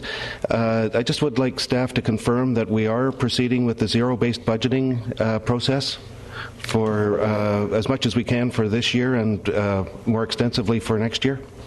Your Worship, staff are working on the report that you requested. I believe we'll have it for you in two weeks' time at the next open meeting. Yeah, so that we can fulfill our obligations to conduct all the reviews we want as a council, that document or that process would help us do it. And so I think we're underway. I think we're doing things that are positive, and I can support A. Okay. Councillor Patchy. Just a question. I need to be absolutely sure as well. My preferred model would have been the Nanaimo model, and I would have voted for it, but it seems like I'm not having a chance to do that.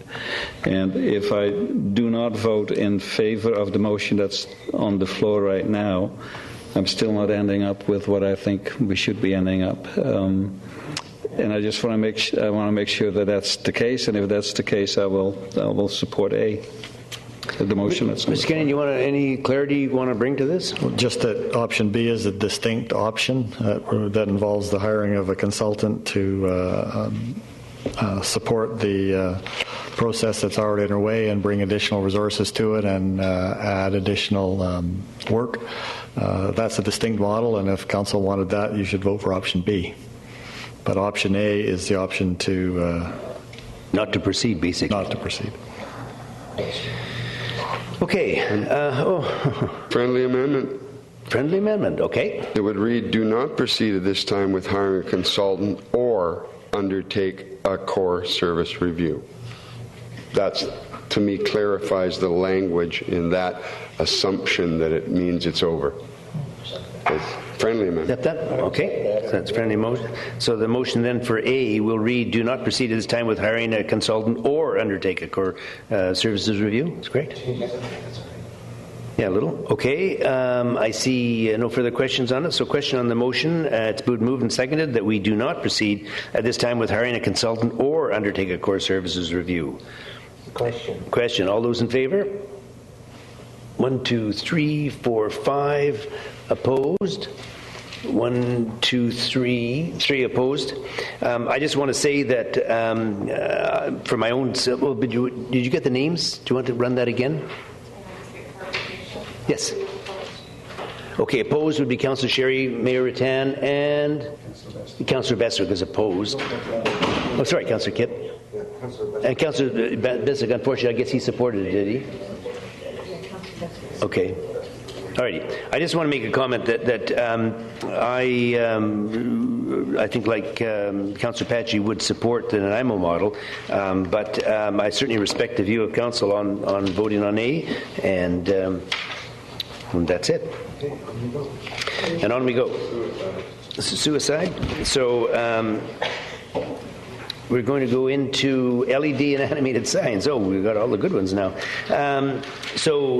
It's item C, like Charlie. Staff recommendation: the council directs staff to prepare the necessary bylaw amendments to implement option C to permit LED signs throughout the city on properties zoned commercial, industrial, institutional, and city park use (PRC3) on a site-specific basis using the development variance permit process. Mr. Chairman, I move that we implement option 2 of the recommendations. Moved and seconded. Okay. Discussion? Go ahead, Mr. Sherry. Mr. Chairman, I think option 2 can identify and deal with the whole community. Because, like the Minister of Highways on page 54 recommends certain distances. It doesn't matter if you're on Highway 1 or 19A going north, or from departure from the Pearson Bridge to the Breckendale. You got major stoplights on that corridor. And if you use the distances as it relates to the speeds on those areas, I'm certainly we could manage to get a city map with the major roads on, identify where the stop signs are, and fill in the areas of the distance where, as far as on the road is, as to where the signs would be allowed to go or not allowed to go.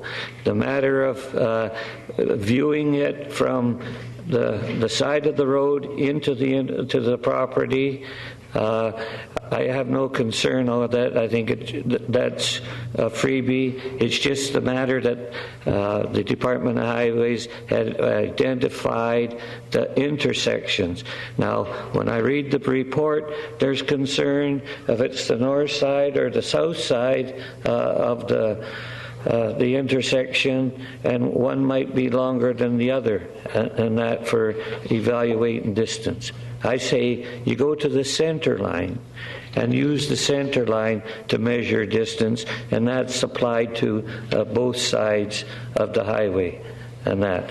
And the other concern that I have is on these development variance permits. I think that we should establish what they are and not being judgmental on how we're going to apply it at this end or the other end, but the whole community is dealt with in the same fashion. And I think from the other reports, when you get into the other recommendations, you're going to spend the time to visit each one and do a review on each one. I think we have better uses for our time and that review. And the other thing is, as I said before, using your major roads, but you're not just running down Stewart Avenue, up Brecken Road, and out the deal. You're dealing with the whole community. Okay, Councillor Patchy. Well, I will not be supporting that motion, and that should not surprise you, I suppose. What it doesn't do is to get some sense of what might happen in the rest of the community.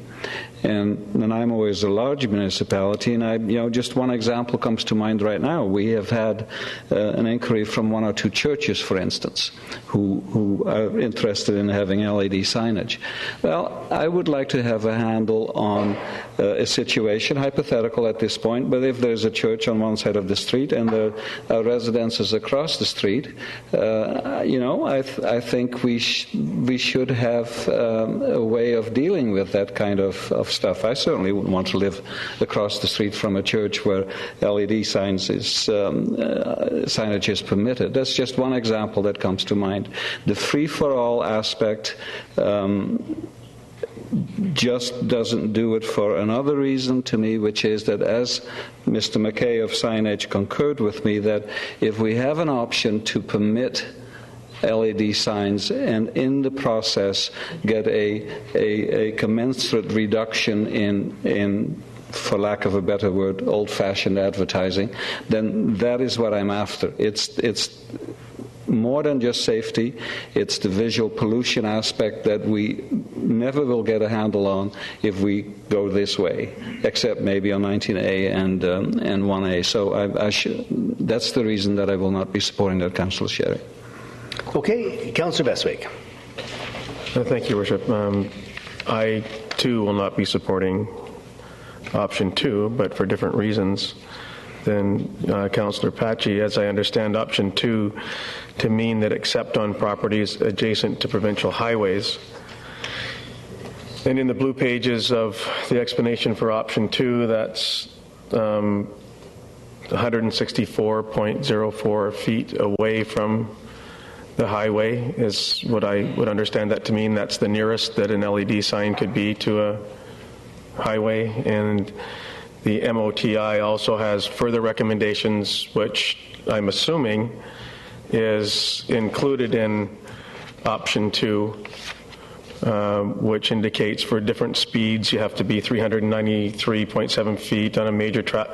So there's all kinds of other wordings and explanations in there for option 2 beyond the 164 feet. So I don't know very many places in the city of Nanaimo that are outside of 164 feet, be that the Parkway, Highway 19. So by virtue of that, we're really, other than, unless you're with highways and you can hang them over the highway yourself, then we're probably eliminating that opportunity to do it. So, and when I'm listening to different contemplations about visual pollution and where there were a lineal strip mall, and well, we are.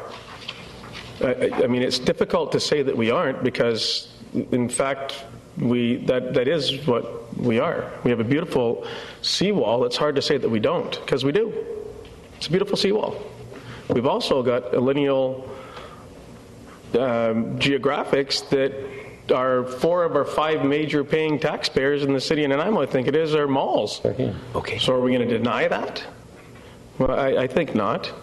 Perhaps we could be the lineal forest from south to north, and we could, and every property would have to plant trees that are going to go 40 feet, and we don't have to worry about anybody seeing any signs. And that could be a tourist attraction. It would be like going through Cathedral Grove, only it's much longer. It's in Nanaimo. It's on both sides of the highway, and you don't know which business you're going into. So I won't be supporting option 2, but for different reasons. Did you have a question? Just for clarification, Mr. Chairman, where it says in this option 2 that it's got to be a distance from the highway on the individual properties, no. What I'm meaning, we take the distance as it relates to the intersection, the speed zone for that section, and push the signage back and forth on the property.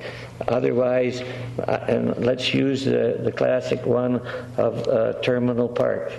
Okay, we take St. George Street. What is it's a 50-kilometer zone there. Okay, so what does that 50-kilometer say? Is that you can't have a sign closer to Prince George Street on Terminal Avenue than what's indicated in here. It's a matter of seeing it from the side into the property. There's no problem. It's just the distance from the intersection as to where they can be located. Okay, Councillor Johnstone. Thank you, Your Worship. I think every member of this council is business friendly, and I think every member of this council is safety friendly. But it puts us in a predicament as to how to decide on this issue. I read this Walkville report thoroughly, and it's a theory. It's all it is a theory, and it's non-conclusive. It says that the LED signs are dangerous from a traffic safety perspective and ought to be more tightly regulated in the future, although there is no primary research on or direct proof of the theory. And I can understand that, because if you were involved in a traffic accident at the location of a LED sign, you would certainly not admit to the attending officer that you were distracted by the sign, or you'd be slapped with a penalty for driving without due care and attention.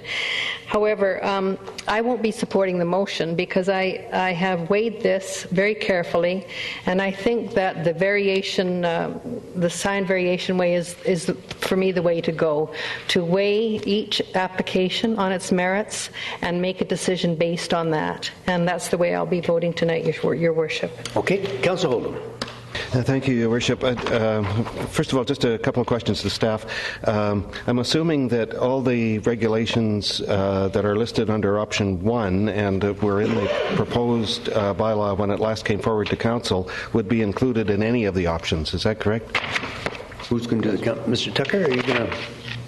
Yes, Your Worship. The idea, option 1 essentially puts those guidelines into the bylaw. They would apply in option 2 and option 3 because they include things like dimming, automatic dimming, and distance from residential areas and things like that. So there are elements in there which we want to ensure, regardless of the option selected by council, are contained in the guidelines. Okay, and again for staff, option 2 mentions provincial highways specifically. Did staff consider the anomaly, or at least the inconsistency, of other roadways that either used to be provincial highways or are very similar, other major roads in our community that are very similar to provincial highways that wouldn't be wouldn't be caught by this bylaw if we did option 2? How would you justify having it only on provincial highways and not on other major roads? Your Worship, we did consider it, and in fact the option 2 was based on the complexity of the MOTI recommendations and trying to simplify them by making them excluded on provincial highways. But it doesn't really speak to the traffic accidents at high rates of speed are more dangerous or more damaging potential to the victims of those traffic accidents than at slower speeds. And staff considered council direction to this point in the discussion. We've had many discussions of this, and it seemed that council was heading in the direction of allowing them in large areas of the city, and so therefore the restriction that was recommended in option 2 was just the provincial highways. But Your Worship, just... My recommendation was for option 2. I specified that it was not as printed, that it included all the major roads within the community. Okay, not as printed, because item 2, would be just like 1A and just deal with the highways, not all the major roads. And that's why I try to explain, like the Prince George or St. George Street or Bowen Road, where they got the signalized intersection, then the distances from those intersections would follow the Department of Highways distances, like under the, I just seen it here. I was just trying to respond to council. What staff consider? Your Worship? Go ahead. Staff, Mr. Tucker was just trying to respond to how we came up with our option. Councillor Sherry is quite correct. We could take any direction from council on how we would apply that. We just found that to implement all of the Ministry of Highways regulations in a consistent manner is almost impossible. You even if you take frontage roads that lie behind the Island Highway, there would be some cases where the properties fronting the highway couldn't have it, but a property right behind it with full exposure, like the Daily News or someone like that, could have it. And we wanted to just try and take a consistent approach. If we were going to implement their wishes through option 2, that's how we would do it. But we could change it any way you like. Okay. My motion that was put on the floor, the way I specified, that option 2, which you identified as the highways, plus the major roads within the community. Okay. And it is related to the signalized intersections. It didn't deal with, you want to use the Daily News, it didn't, those signage that would be facing that, no. That's not included. No. What I was trying to persuade the members of council is the distance from Northfield Road up and down the highway, okay, that within whatever the speed zone is and whatever the identified distance for that speed with the Department of Highways, that the signage wouldn't be included in that area, but beyond that zone footage, then a sign would be allowed. Yep. Councillor Sherry, I'm not disagreeing with you. I'm just saying that the way that we had the report and in answering Councillor Holdham's question. But I thought we were answering, or we were discussing the motion that was put on the floor. Can we just hear the city? I think the city manager has a comment to make. Your Worship, I didn't want to speak to Councillor Sherry's motion, but just to complete with regard to Councillor Holdham's question, is I think he's hit on the reason why staff actually ended up recommending option 3, because we found option 2 to be just so complex and difficult, and with so many inconsistencies along the route of the highway, and with so many unanswered questions, that's why we eventually concluded that we would recommend option 3, because it allowed council to take a analytical view of every application and try and sort out all those issues. Okay, but I'm just trying to get a handle, Your Worship, on what the actual motion is that's on the floor. It's option 2, except on properties adjacent to provincial highways and major city roads, is the way I'm hearing Councillor Sherry say it now, and with rules concerning major intersections. Is that basically what's on the floor now? Right. I can support that. No, that's a total ban. Well, could we just maybe, Ms. Harrison, you want to have a go at what you've got there?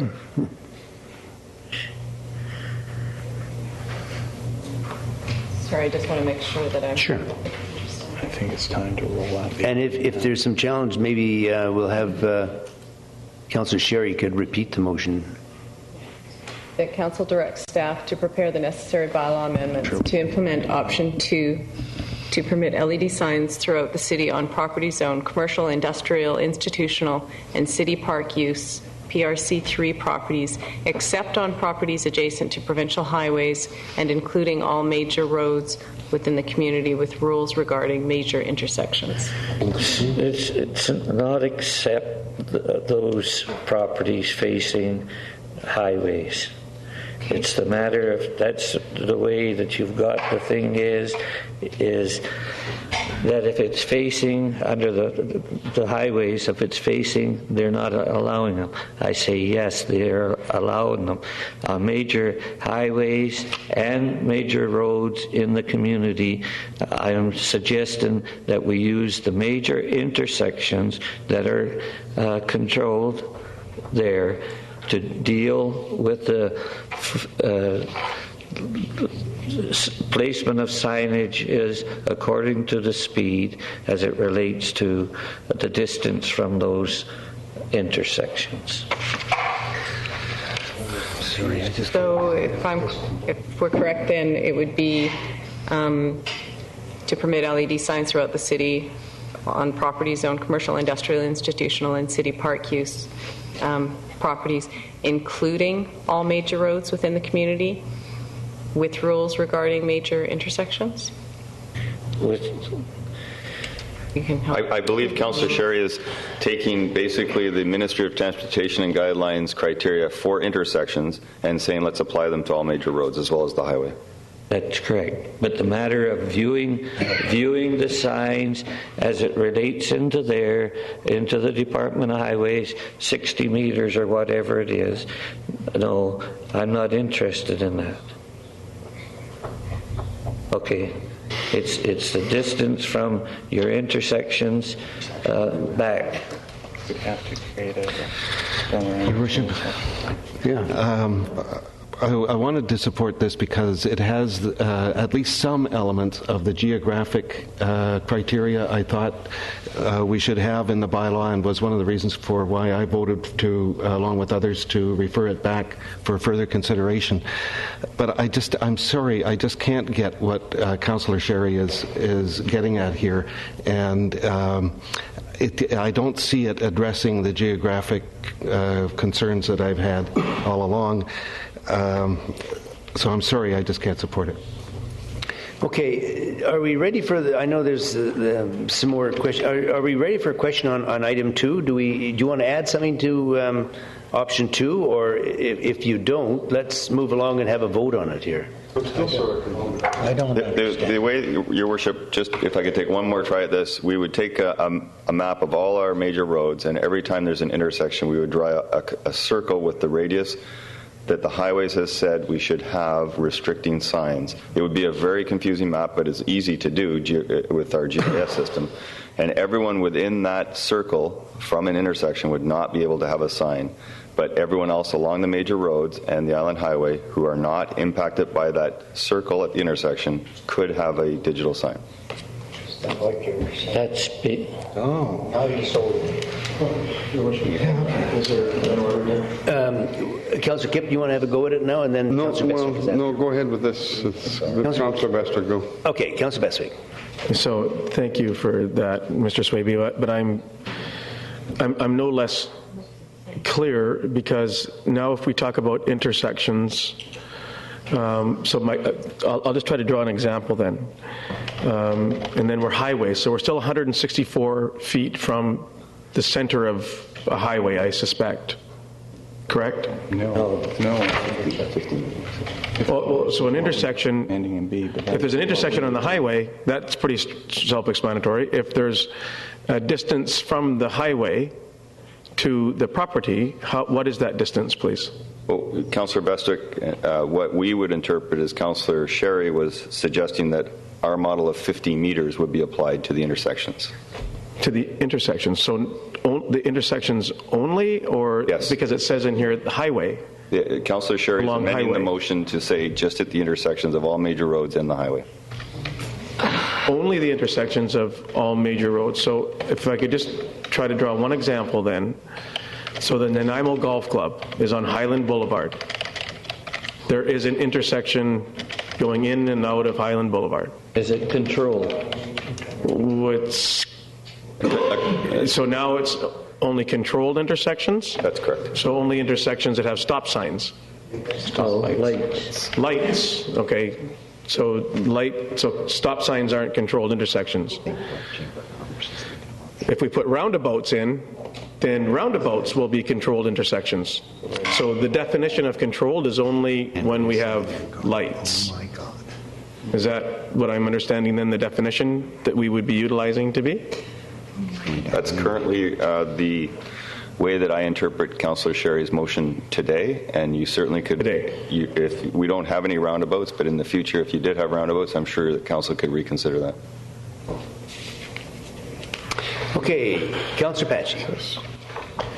Thank you, Worship. Well, all I know to say now is to just repeat what Mr. Kenning said earlier. I think I have just about heard everything and every reason that we should not be doing too, because it's too darn confusing. And it just makes absolutely no sense to me. I'm sorry. Okay. Are you on again now? Yeah. Okay. Well, it's interesting to me of how we do this, and I think the safety issue is really one of our pushes. I'm truly, when I drove by Bevan Park with its beautiful flashing LED display down Bowen Road doing 70K, no one died. Right? The lights were flashing. It's a beautiful Christmas display, and it's flashing at a rate that's phenomenal. And when I drove down there one day, I almost saw my life flash between my eyes, but it didn't. And everybody was safe, even going both directions. Councillor Kim, I believe it's 50 kilometers on that stretch. People are doing... I was doing 70. I hope the RCMP are listening to me. Yeah, they got to catch me. Everybody's doing 70. I was doing 50. That's why they're going by me. But I just wonder about the safety issue. If the 401 QE is putting up 50-foot bold signs. The report that I read from there said people were actually, they're watching their eyes on the QE, 16 lanes of traffic, 100 plus K an hour, and they're judging their eyes going on the side. They're reading that. So they probably seen me speed at the 50 or 70 K. Our democratic oversight is important in this too, because I think one of the biggest things the staff has constantly pushed on this is the aesthetic value of our community. It goes with Councillor Padgett saying the aesthetic value. You know, we're not going to be Las Vegas. We're not going to be Whistler either with our control, and the report says that. I understand Councillor Sherry's to get this out of the hands of that development variance. I think that process is really, the process is there and it's fair and everything, but not all of the decisions are equal. We heard people say tonight consistency and fairness, equal application of our rules. Every time we put in a rule and judge it, if we put in a 50 meter, that's 150 feet from an intersection, center point of an intersection. Of course, each intersection is different with 4 lanes, 2 lanes, and such. Okay, listen, do you support option 2? Well, but we are talking about option 2. That's the motion, right? Yeah. Well, then we'll have to judge everyone on that rule, and that's not fair and equitable, I don't think. So are you voting for or against option 2? I think it's more confusing every time we talk about it as a council. Yeah, I think you're right with that. Yeah, I think 2 would work as long as I understand that it's on all of our roads and it's to be judged. It basically opens up except for the intersection areas. Is that right? It opens it up except for the intersection areas. Is that right? Okay. Well. Okay. Anyone have a go at that? Councillor, are you taking yourself off again? I was going to ask to just once more say to me that this would be an easy application, that with a GPS you could easily do this? I want to hear this. Sure. Your Worship, when I say easy, every time we would be asked to approve a sign, we could go to the mapping system and determine whether they're in or out of the circle. I don't think it's an easy system necessarily for the general public to understand.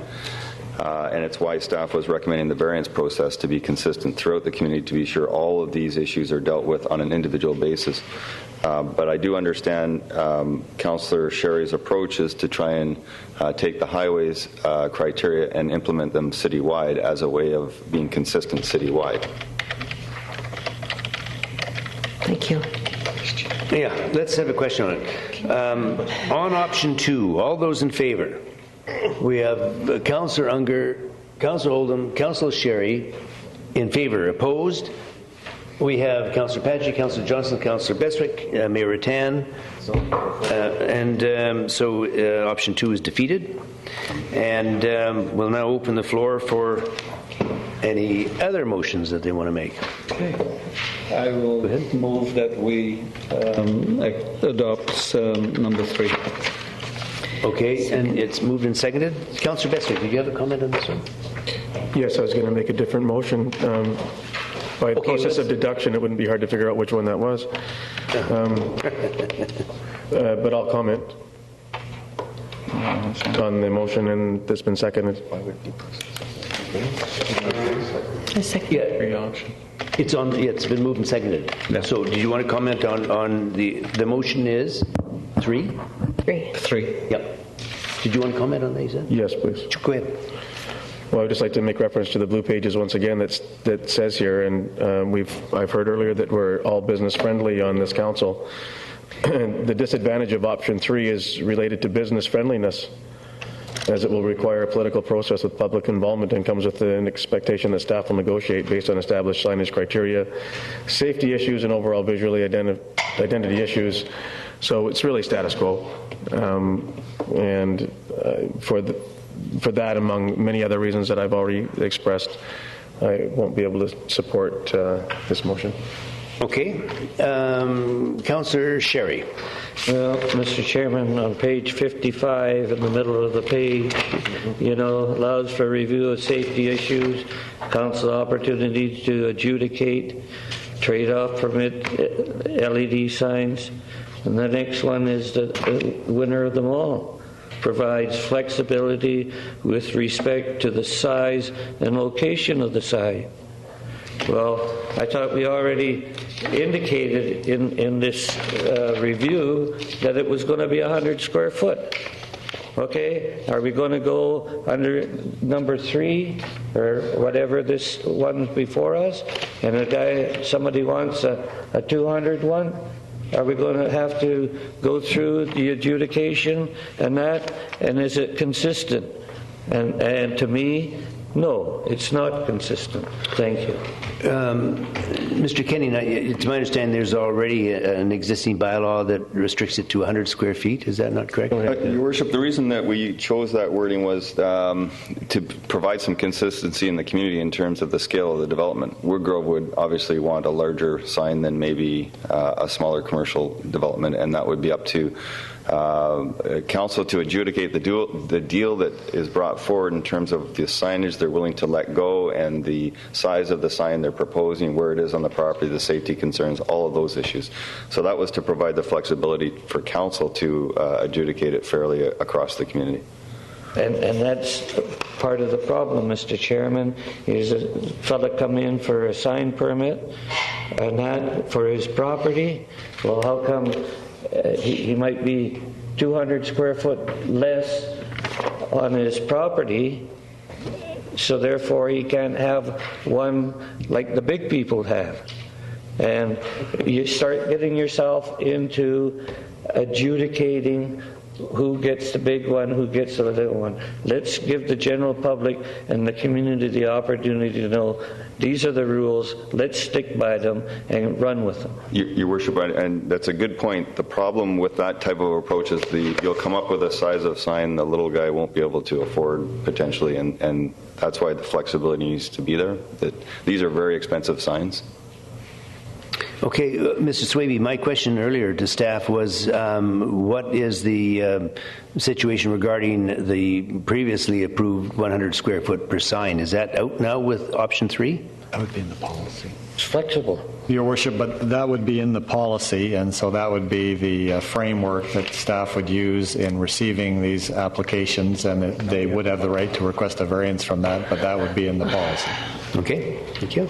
If I may, Mr. Chairman, this is why I questioned before on the development variance permit. Okay, are we going to allow a bigger sign at this property because maybe there's a community benefit being offset to achieve that? And is it right for the big corporation to have that opportunity and the little development might not have that deal but would request the same size signage? Okay, Councillor Beswick. Thank you, Your Worship. Since it was brought up, Woodgrove, so on option 2 and 3 and 3 and 2, so 8 intersections that I can think of at Woodgrove, bordered by the parkway and the highway. So if we go with this, can Woodgrove have one? Woodgrove's residential property. So because we talked about Woodgrove Center, so based on what we're be voting on, can they even have one? There's 8 intersections, there's highways on both sides. Based on which option, Councillor? The one that we're talking about right now. Which is? Option 3. Option 3 would be, it's up to a council to adjudicate each property. So then we talk about fairness and equity and affordability as reasons not to be able to do it. Because a smaller strip mall that might not be able to afford it, or smaller businesses, then are treated unfairly, inequitably. Because we approved it where we said we wouldn't allow it to happen near intersections for safety reasons, and whizzing by at 180 and all these other clicks. So no, we're suggesting, Councillor Bestick, that you would evaluate that with an application. You would evaluate the safety issues, the location on the property. Right. Clearly, Woodgrove has more opportunity on a larger site to deal with those issues than a smaller site. So yes, they have an advantage for sure in how they would approach this. That's unfair.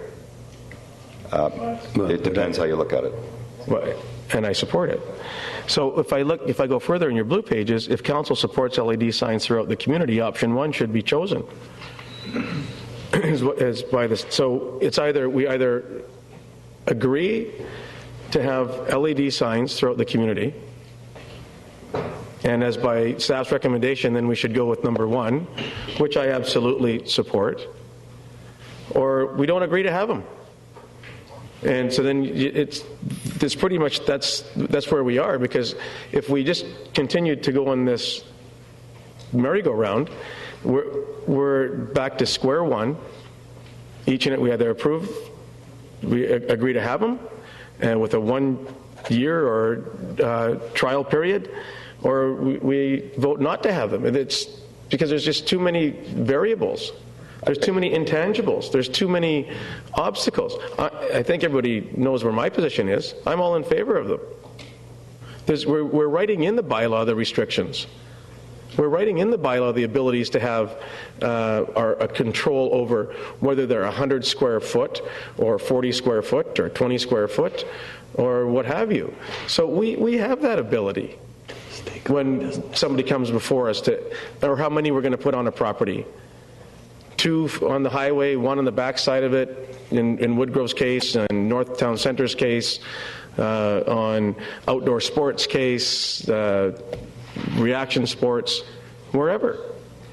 We may wish to have it on Bowen Road, at Bevan Park. We may wish to have it at Nanaimo Ice Center. Slippery slopes ahead, the highway closed. Good idea. So I'm all in favor of LED signs, period. And number 1 gives us the most ability to do that. So I won't be supporting item 3. As you say, it's disadvantaging businesses. I couldn't agree more. Just for clarification on option 1, if that was approved, is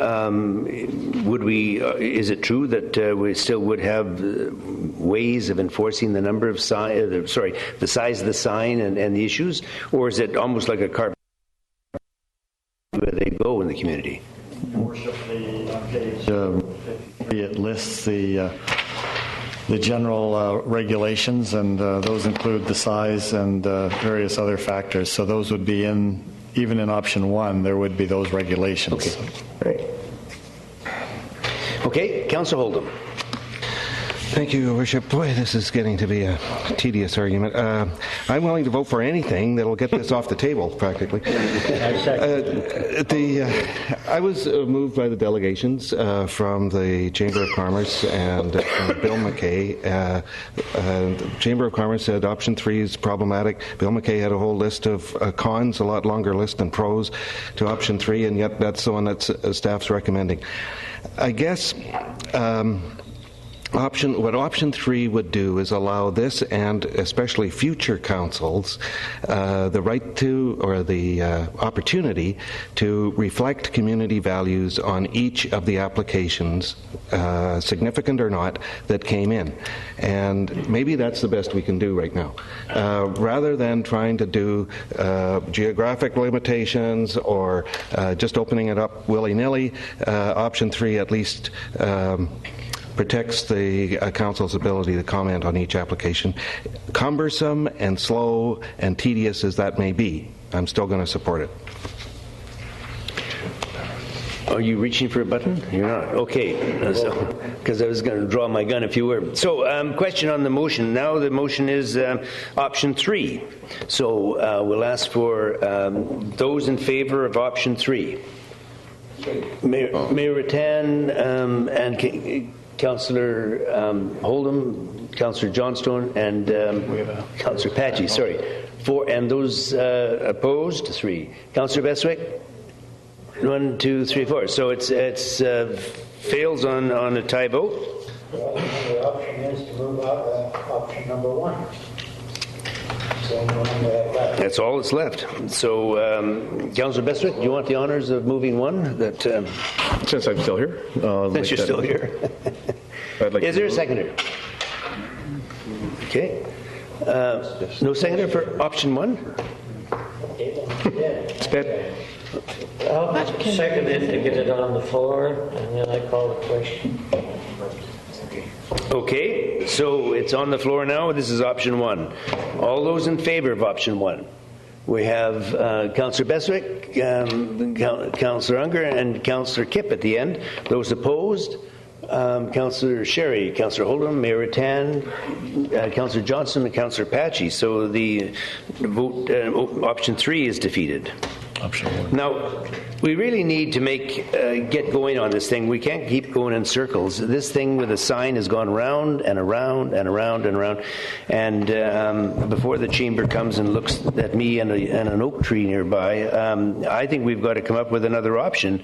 And maybe I'm just going to ask council, can we not go back and revisit something on this thing? I just don't want to let this thing die. We've gone too far on this thing.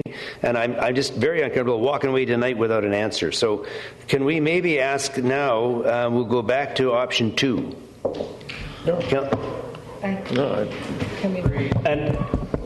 Your Worship, I'd be willing to vote for option 2 now, to get this thing finished. If we can't do that. So we need a new motion because 1, 2, and 3, but maybe a modification would work. Councillor Sherry. Well, Mr. Chairman, I think there's been, and I apologize for the way I put the motion forward on option 2. I think if we had the opportunity for staff to plot out on a map as to what the intent was for option 2, to give a better review to the council for consideration, because I don't know. Move option 2 again.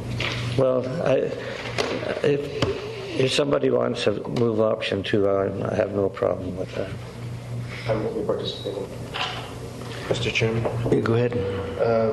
Actually, what we did, we considered a variation of option 2, option 3, and option 1.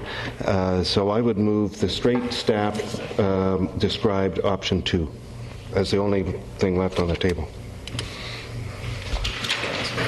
Is that going to be a problem? Or that maybe we should get clarification. Just option 2 as presented in the report. It's been defeated already, and I just wondered. No, option 2 has not been? No, the option 2 as printed on the paper has not been dealt with. A revision of option 2 has been dealt. Okay. So the motion on the floor is option 2 as presented. Yes. Okay. Is moved, and is there a seconder on that one? Was it moved and seconded? Well, I'm just looking at Councillor Paget's. Okay, wonderful. So there's no seconder for option 2, so that one now dies, and we're going to stay with it. Your Worship, if I could just suggest that since option 3 was probably the one that came closest, and at any rate, members of the public do have the right to make applications for development variance permits anytime. So what I would like to propose to Council is that we proceed to invite the public to make an application if they wish an LED sign under the general terms, regulations as outlined in option 1, or as amended as they would like to apply for, and that we would bring those forward, and at least that would get us through the rest of the term. And when there's any change in Council's direction, we'll deal with it. Your Worship, I voted against option 3. I reconsider if that is permissible. Yes, it is. That it is. We can vote on 3 again. Okay, Ms. Harrison, that's agreeable, or I don't know if it's you, or he voted against it. But we can do that. I think at this point it would be appropriate to bring back, to just request a reconsideration of that vote on option 3. And I move reconsideration. Moved. Is there a seconder? Moved and seconded. Okay. Any Councillor Besser, do you want to deal with this one, or no? You're still on the board here and lit up. No? Okay, Councillor Unger, did you want to? No, I did my... Okay, so now we're back to option 3 again. All question on it. All those in favor? We have 1, 2, 3, 4, 5. Oh, that looks a bit more promising. So we have Councillor Unger. Before you flee, you did vote in favor. Yes. And you did, Councillor Kipp, in favor. Well, yeah, get on with it. And Councillor Holdham, Councillor Johnson, Mayor Rattan, forgot him, and Councillor Pache. So option 3 passes. Those against? Opposed? Councillor Beswick? Oh, we did have 2. Councillor Beswick and Councillor Sherry opposed, sorry. And the motion passes.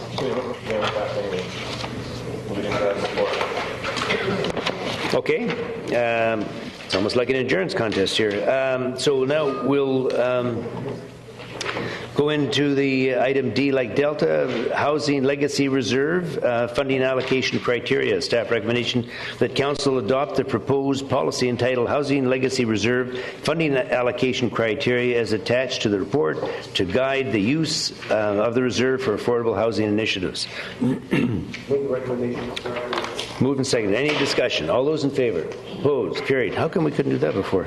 Now into the official community plan amendment application and rezoning application OCP 58, RA 258 at 421 Milton Street. PNAC's recommendation that Council consider approval of the official community plan OCP amendment application 058 and rezoning application 258 for a multiple family residential development at 421 Milton Street. Move staff recommendation 1 and 2. 1 and 2. Second, all those in favor. Oh, sorry, Councillor Sherry, before we vote. Councillor Sherry, have a go at it. Before we vote, this is in what we call the old Nanaimo Center, is this correct? The downtown zoning deal? And the question that I have, and I'm a cheap son of a gun, less expensive, but you know, here the property's already zoned for a fourplex, okay, under the blanket deal. Okay, the individual, and I don't know if the individual is aware that there's a fourplex without spending the cost of going to a rezoning. Okay, and then also there's the additional cost to change the OCP on that. Is that the other thing that has to be changed to accommodate? So, Your Worship, it's the Old City Neighborhood Plan, which is contrary to what the proposal is. Yeah. So as I say, you know, when one looks at to get just one extra suite of the additional costs, because we hear throughout the community, how come you're so expensive for this application or the application, and you know, going through that particular neighborhood, it's just that I hope that staff brings those to the applicant's attention for them to have the opportunity to build a good product but less expensive, and there. So that's my only comment. Okay, Councillor Bestwick. Two questions of staff. Who is the applicant and what is the community contribution?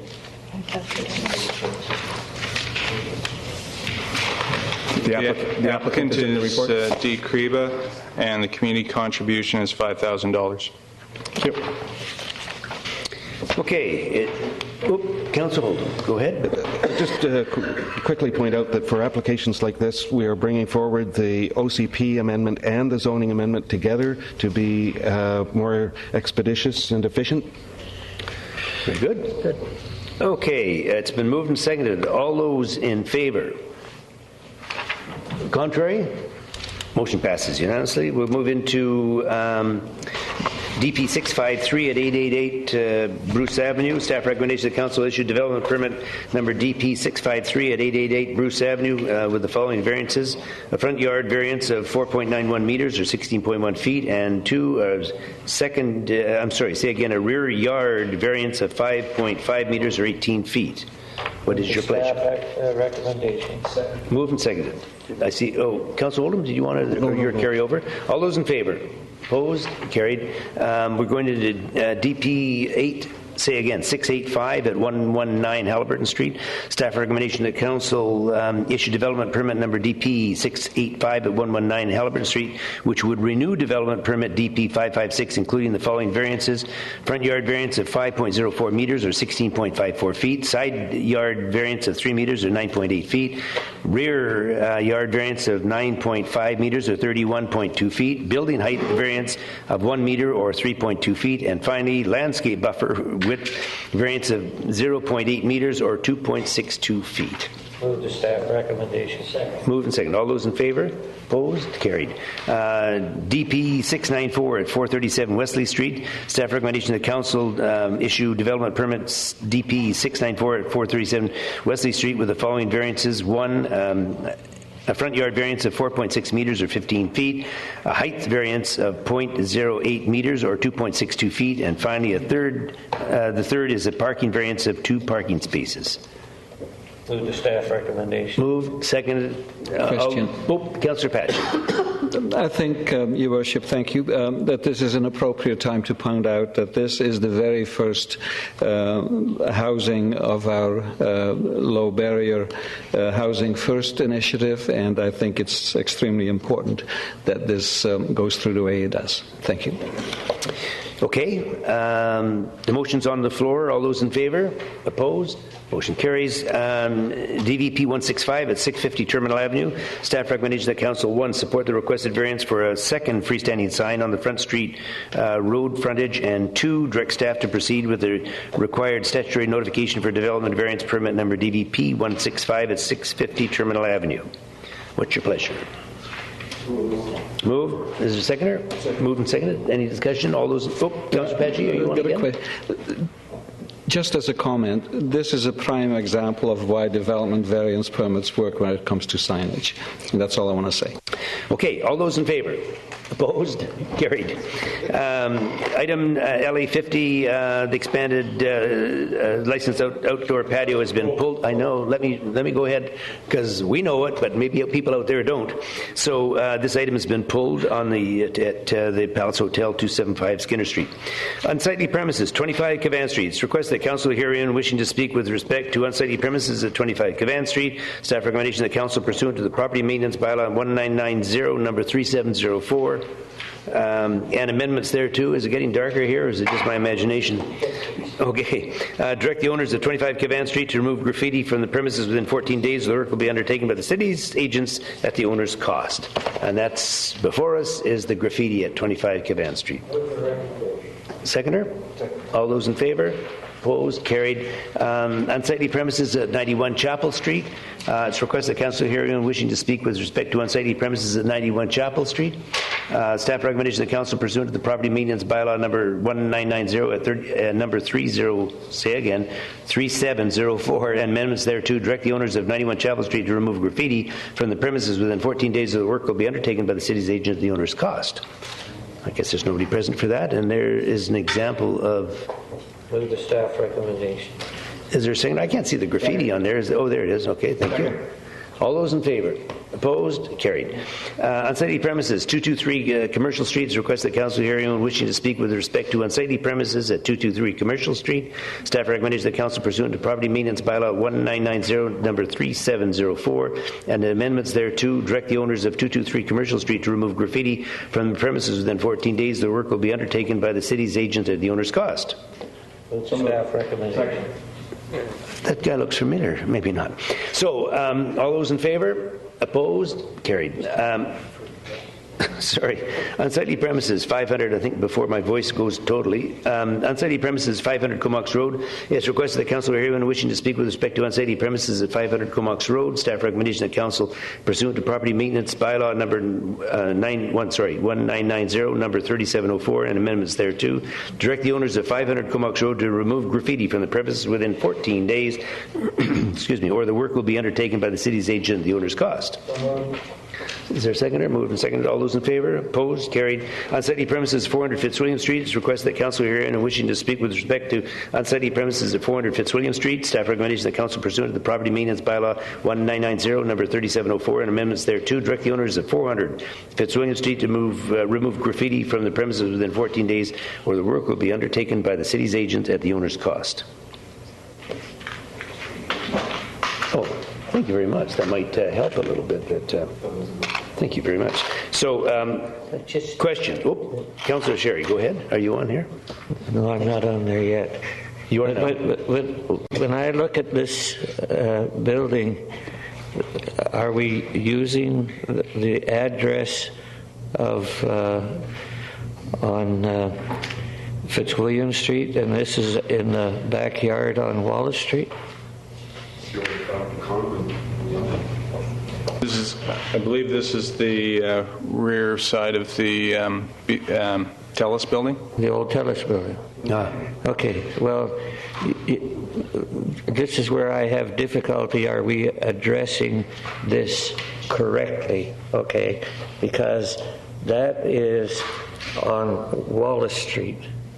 Okay, even though and it did have a primary addresses on Wallace Street prior. Okay, so I think if we just protect ourselves in case we get into liability. Okay, is it any staff comment? Staff? No, Your Worship, it's a good point. We think we're correct, but we'll double check it and we'll make sure. Okay, and so are we going to pass this now, or are we going to wait on it for clarification? Worship, you should pass this, and if we're wrong, we'll come back.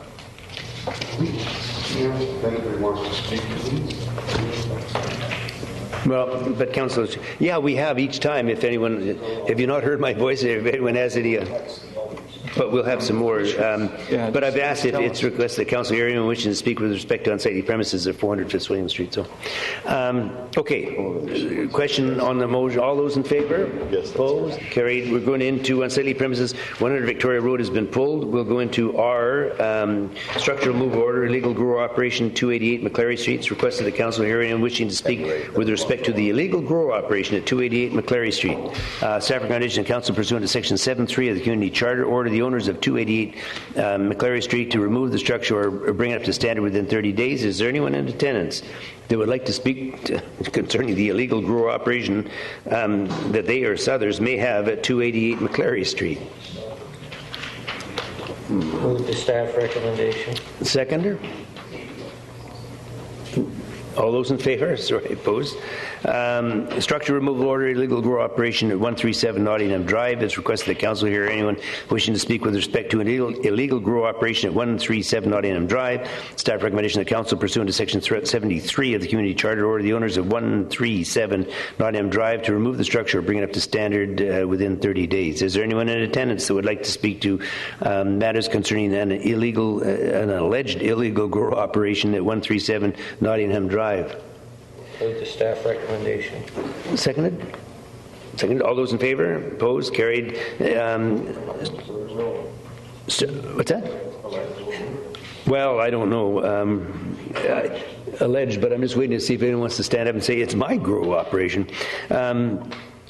The structure removal order, illegal grow operation 6025 Sealand Road. It's just requested that Councillor Heron wishing to speak with respect to the illegal grow operation at 6025 Sealand Road. Staff recommendation that Council, pursuant to Section 73 of the Community Charter, order the owners of 6025 Sealand Road to remove the structure or bring it up to standard within 30 days. Is there anyone in attendance who would like to speak to matters related to 6025 Sealand Road?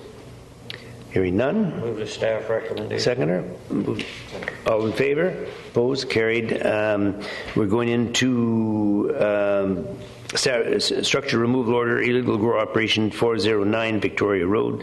It is requested that Council hear anyone wishing to speak with respect to the illegal grow operation at 409 Victoria Road. Staff recommendation that Council, pursuant to Section 73 of the Community Charter, order the owners of 409 Victoria Road to remove the structure or bring it up to standard within 30 days. Is there anyone in attendance that would like to speak to matters regarding 409 Victoria Road?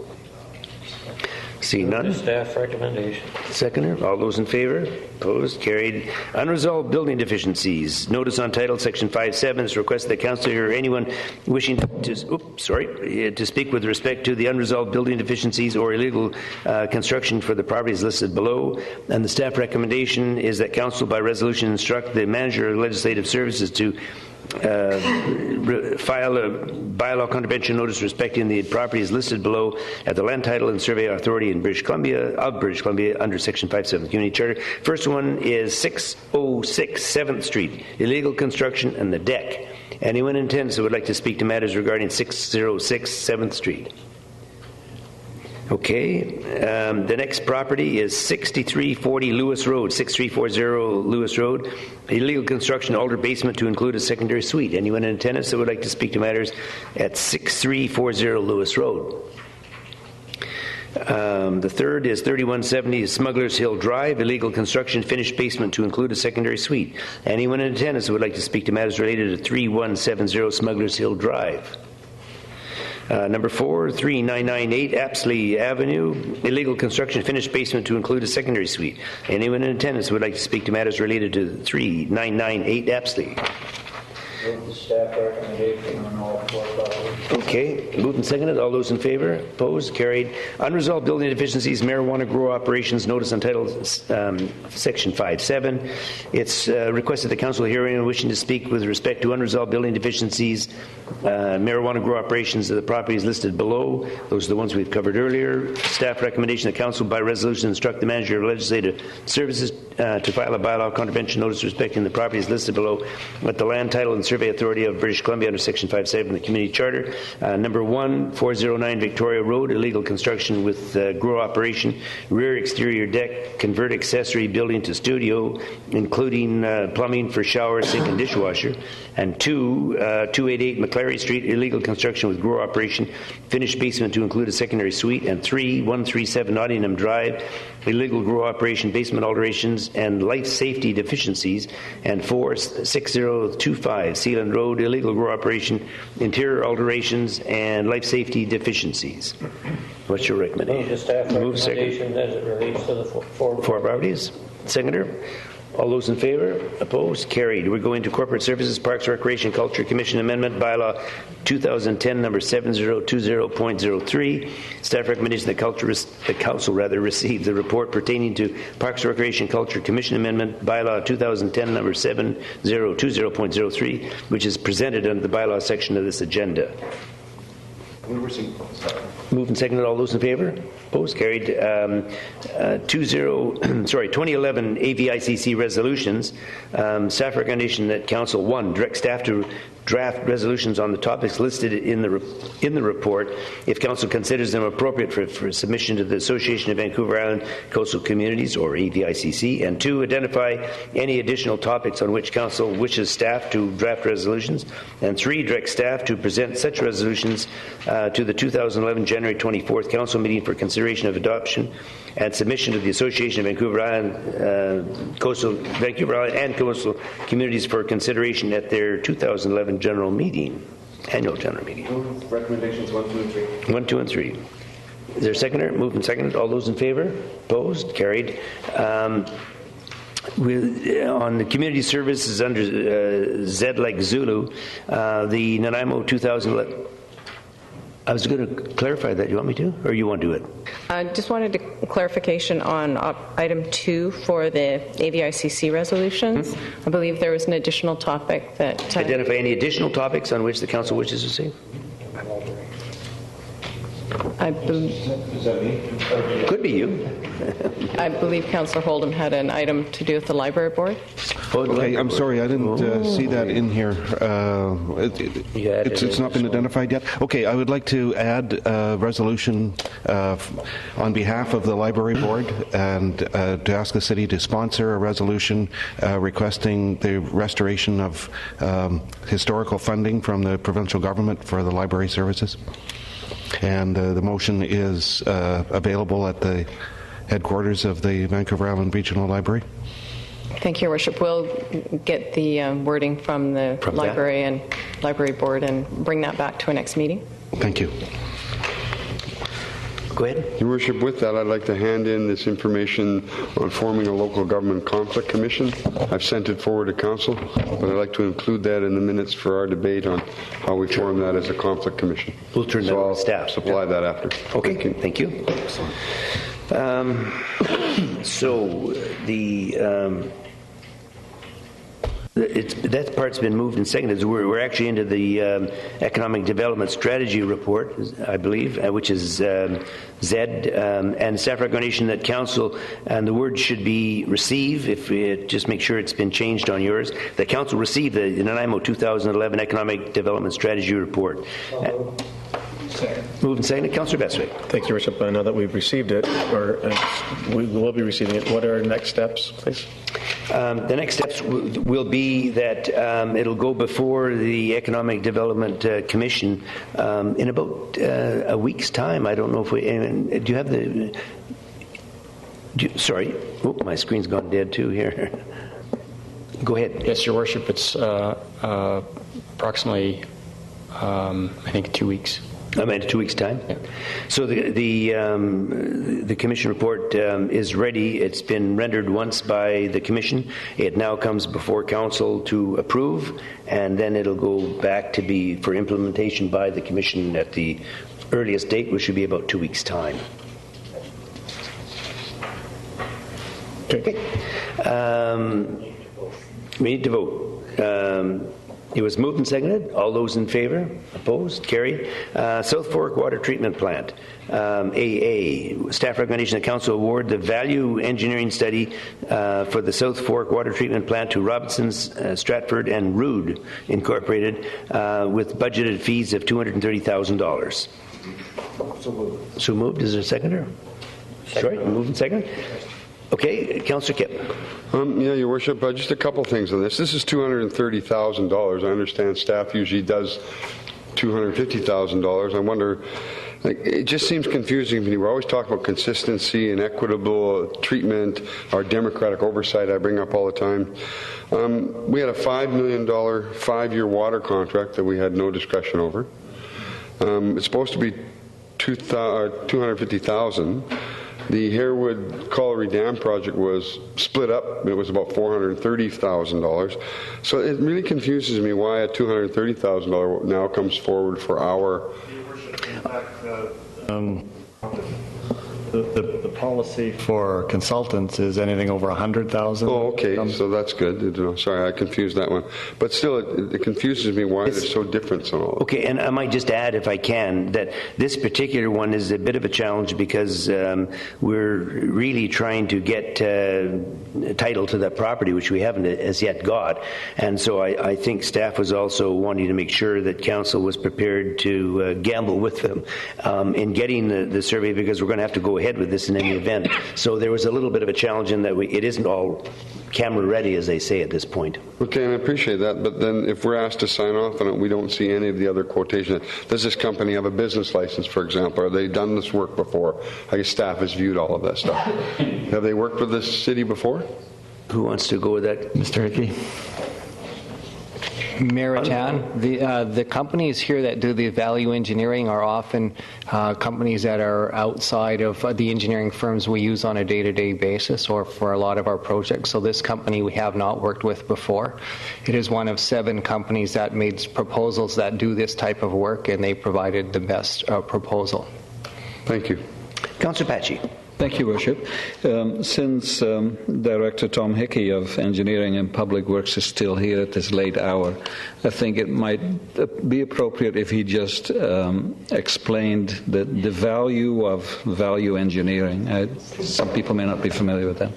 So just in terms of the project and value engineering, so value engineering is one of the criteria imposed on the city as a requirement of the grant funding received for Building Canada, but it is also a good process to use on larger projects.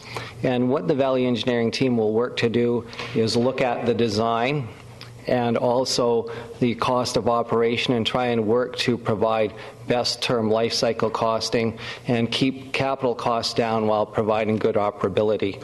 And so that's done at 2 junctures, one at pre-design, which we're almost completing now, and then one at 50% design. So it's a 2-stage process, and that will help us get the best project we can.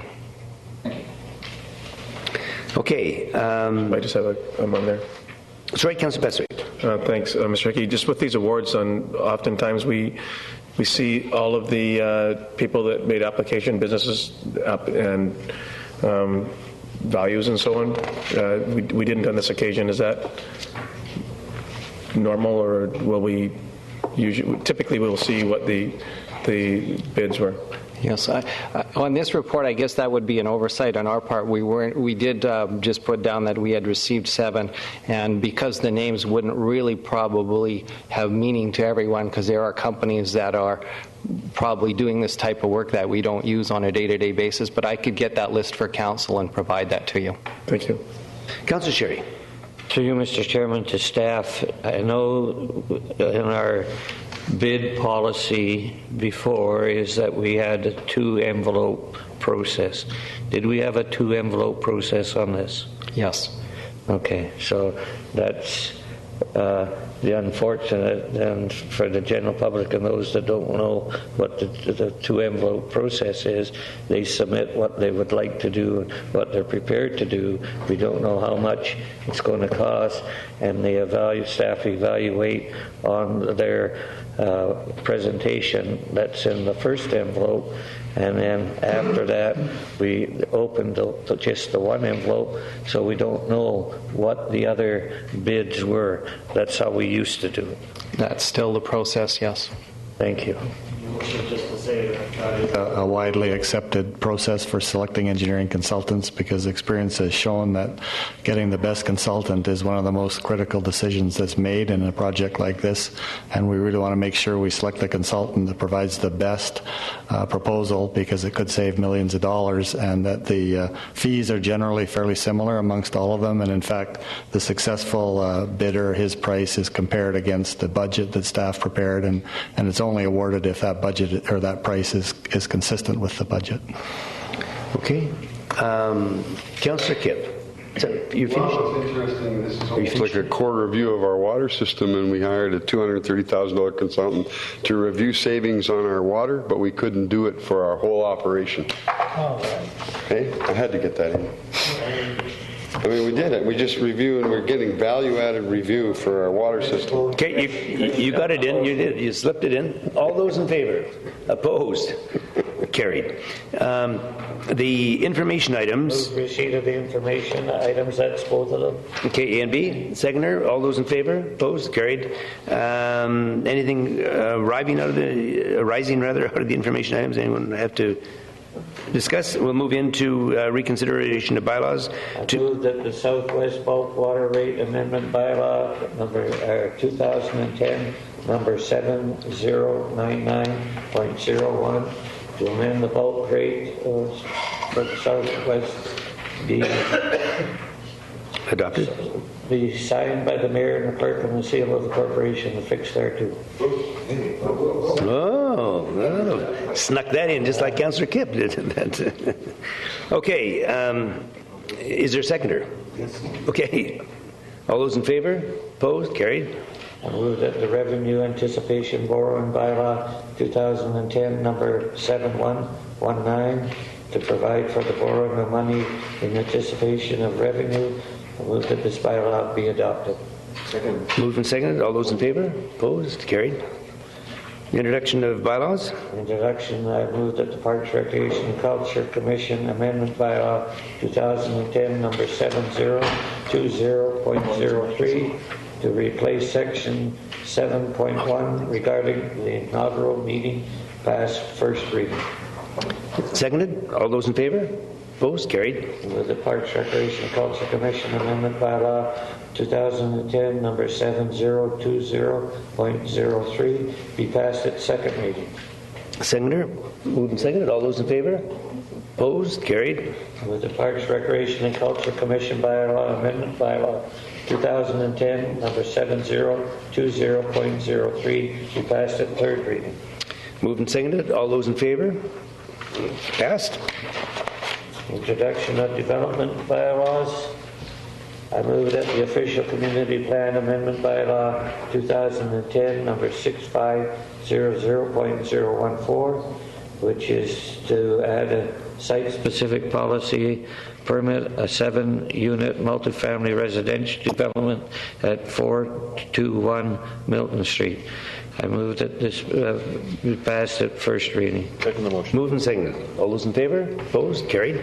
Move the official community plan amendment bylaw number 2010, number 6500.014, be passed at third reading. Second reading. At second reading. Okay. Second.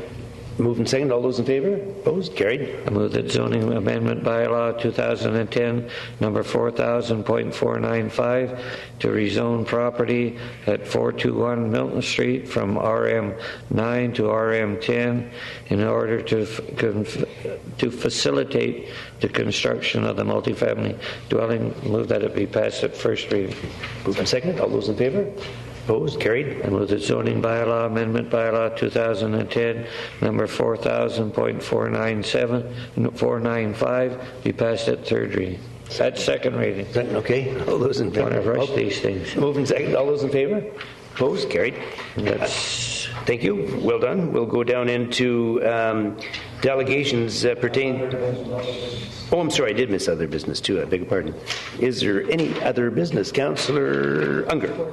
Thank you, Your Worship. Councillor Patchy and I co-chair the Safer Nanaimo working group, and we have been looking into the extreme weather shelter that is operated at the Unitarian Church in the city. And I am prepared to make a motion, but I will just give you some background in the first place. It's operated only when there's specific criteria involved as to how cold it is and how wet it is. And with the weather we've been having recently, some nights it doesn't qualify, but it's still very cold out there that I think any reasonable people would believe that nobody should be kept outside overnight to sleep in weather like that. The center attracts between 5 and 10 people nightly. However, the contact is very unreliable in letting people know whether it is open or not open, and it's a matter of putting up billboards on the day in question, and then it's by weather forecast predictions. When they go to the shelter, the Unitarian Church rents it to the federal government, who pays the rent on a year-round basis, and the provincial government, through its housing policy, pays for those nights only when it is below zero. So there are many nights that are not covered, and we are looking at whether the city can cover those. When the people come there, they get a supper, and before they leave in the morning, they get breakfast.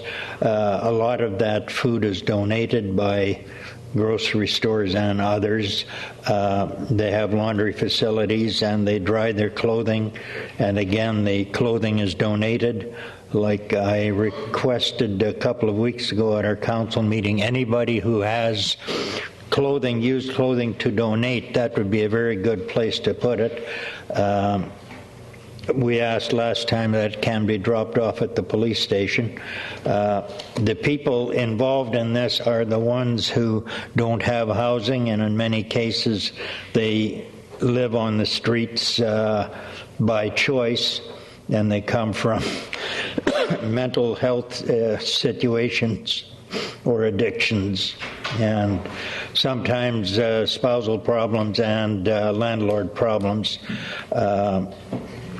The staff is a paid manager that is looked after by the church but paid for by the governments. And Councillor Patchy and I were there last night checking the place out. There is a mental health worker on staff, again, at the designation of the Provincial Health Ministry. There are a number of volunteers who work there, so we are looking at, if we were to make it, instead of an extreme weather shelter, to turn it into a cold weather shelter from now until the end of March, which comes to approximately 10 weeks. I'm informed it would take probably until the 15th of this month for the church to make a decision whether they want to proceed with this. And I would move at this point that we allocate up to $35,000 from Council Contingency Fund to extend the extreme weather shelter to a winter weather shelter from to date until March 31st, 2011. And I will second it. Okay. So it's moved and seconded, but I think you want something as well. So yes. Councillor Unger has mentioned all the important parts at this stage. What also needs to be pointed out is that the Unitarian Church, the congregation, they bill the province of British Columbia for $546.09 each time that the shelter is open under emergency conditions. And so the amount that we are asking for, the $35,000, that's the max. What will happen, just as an example, the forecast this week shows minus temperatures until well into Sunday or Monday. So we are already looking at 6 times 546 as $3,000 less than what we are asking for at this point. I think the other thing I want to say is how impressed Councillor Unger and I were last night by the absolutely tremendous work that's being done by the Unitarian Church. Without it, I don't know what we would do. We are in this housing continuum of our Housing First strategy. I think it would behoove us to, when we have many, many millions of dollars to build these houses as we are proposing, that we should be able to spend $35,000 or less on getting these people off the street in conditions where they really should not be under any circumstances. And so I support this. Thank you. Councillor Kipp. Yeah, Your Worship, the Social Planning Committee supported this issue too. And one thing Councillor Best brought up, a good example about how the situation He's the next speaker, so don't steal anything from him. Oh, okay. So hopefully he'll have that. I can't remember anything. Well, you were going to bring up about the reverse of how we open it versus it is open constantly, and on the good nights we close it. Because one of the things that is tough, I know most of the homeless people that I know of and this is in my area where I live. The church delivered information to my house just the other night about the extension. From what I've talked to my neighbors, it's been well received. It's been operating. I think the operation of it is that it's open all the time, as Councillor Bestwick had put it, sort of the reverse of what it is now. Now we say it's open, and I know that the homeless don't have BlackBerries, they don't have phones. It's hard for them. There's got to be a note go out. People volunteer to go out and even talk to some of them. Yeah. So it'd be nice to have that process set so it's open from this date to this date, and on good weather we will close it and save the money. I think that'd be nice to put that into some policy. Maybe we should review. Okay. This motion now. Yeah, the motion is on the floor now. Councillor Bestwick. Thank you, Your Worship. I support this, of course. I just some clarification, please. You mentioned that for each day of opening, the city will be invoiced $540+, but when we are open, the agency, the federal agency, is also already paying? I'm sorry, did I misunderstand that? As it stands presently, if the shelter opens under extreme weather conditions, the agreement that the Unitarian Church has is that they then bill BC Housing for $546.09. So that will continue regardless of now, how can I explain this best? That they aren't on the days prescribed open. Correct. But we prescribe its opening. We'll supplement that on those days. Yes. We will pay to keep it open. The warmer the weather is, the more. Yep. Okay, Councillor Oldham. Yes, thank you, Your Worship. I just want to thank my colleagues, Councillor Paggi and Councillor Unger, for attending the shelter last night and for, over the last few days, gathering this information so that we can act in the most effective way, and I heartily endorse the motion. Thank you. Good point. Councillor Johnson. Yes, Your Worship, I just want to reiterate what Councillor Oldham has said. I think there's been some excellent work done, and I wholeheartedly support this motion. Good. Well, one more. Councillor Unger. I just want to point out that our social planner, John Horn, has done a very, very excellent job on this to get it all together, and he spent, I know, extra hours getting this put together. So I think we have to recognize that Mr. Horn did a big amount of work on this and did an excellent job. Good point. Thank you for bringing that up. Okay, on the motion, all those in favor? Opposed? Motion carries. We're moving down into delegations pertaining to items not on the agenda. And the first one's been pulled. Anthony Reams is not on now. And Ms. Barbara Hennick, am I pronouncing that correctly? 358 Pine Street, Nanaimo, regarding issues with residential garbage and recycling pickup. Welcome. I wish I had a fancy PowerPoint, but I don't. I have a rudimentary diagram which I'd like to pass out to you, if that's okay. Okay, I might just mention that and count. No, that's fine if you want. I don't know. We won't have time to read much of it. Normally it goes to staff. In any event, I was just going to say, I'm sorry. Traditionally, we will move these ahead. And I know your daughter is sound asleep. My daughter's asleep, yeah. And I'm glad, well, maybe it was the Sterling meeting we've had here that kept her operational. Anyway, but normally we do move it ahead. It was just an oversight, and I'm sorry that we didn't bring it forward earlier for you, but go ahead. So I'm here to talk about garbage. Okay. I did send you the letter, but I guess I'll just go over it to say the situation for me has not been acceptable regarding my garbage and recycling pickup since October 2009, when the city changed from the big large trucks to from the big ones to the bigger ones. Where I live, you see on the diagram, the big trucks that the city's moving to will not fit down the alleyway. So it's been explained to me that in my particular situation, that my garbage can't be accommodated, that I have to, it's really so crazy, I have a hard time explaining it. So I'm just going to try and explain the diagram here. So this is where I live, on Pine Street. If those of you are familiar with the area, it's near St. Peter's Church, and there's a very steep embankment here. So most of us here on this 300 block access our houses from not Pine Street, from McCleary.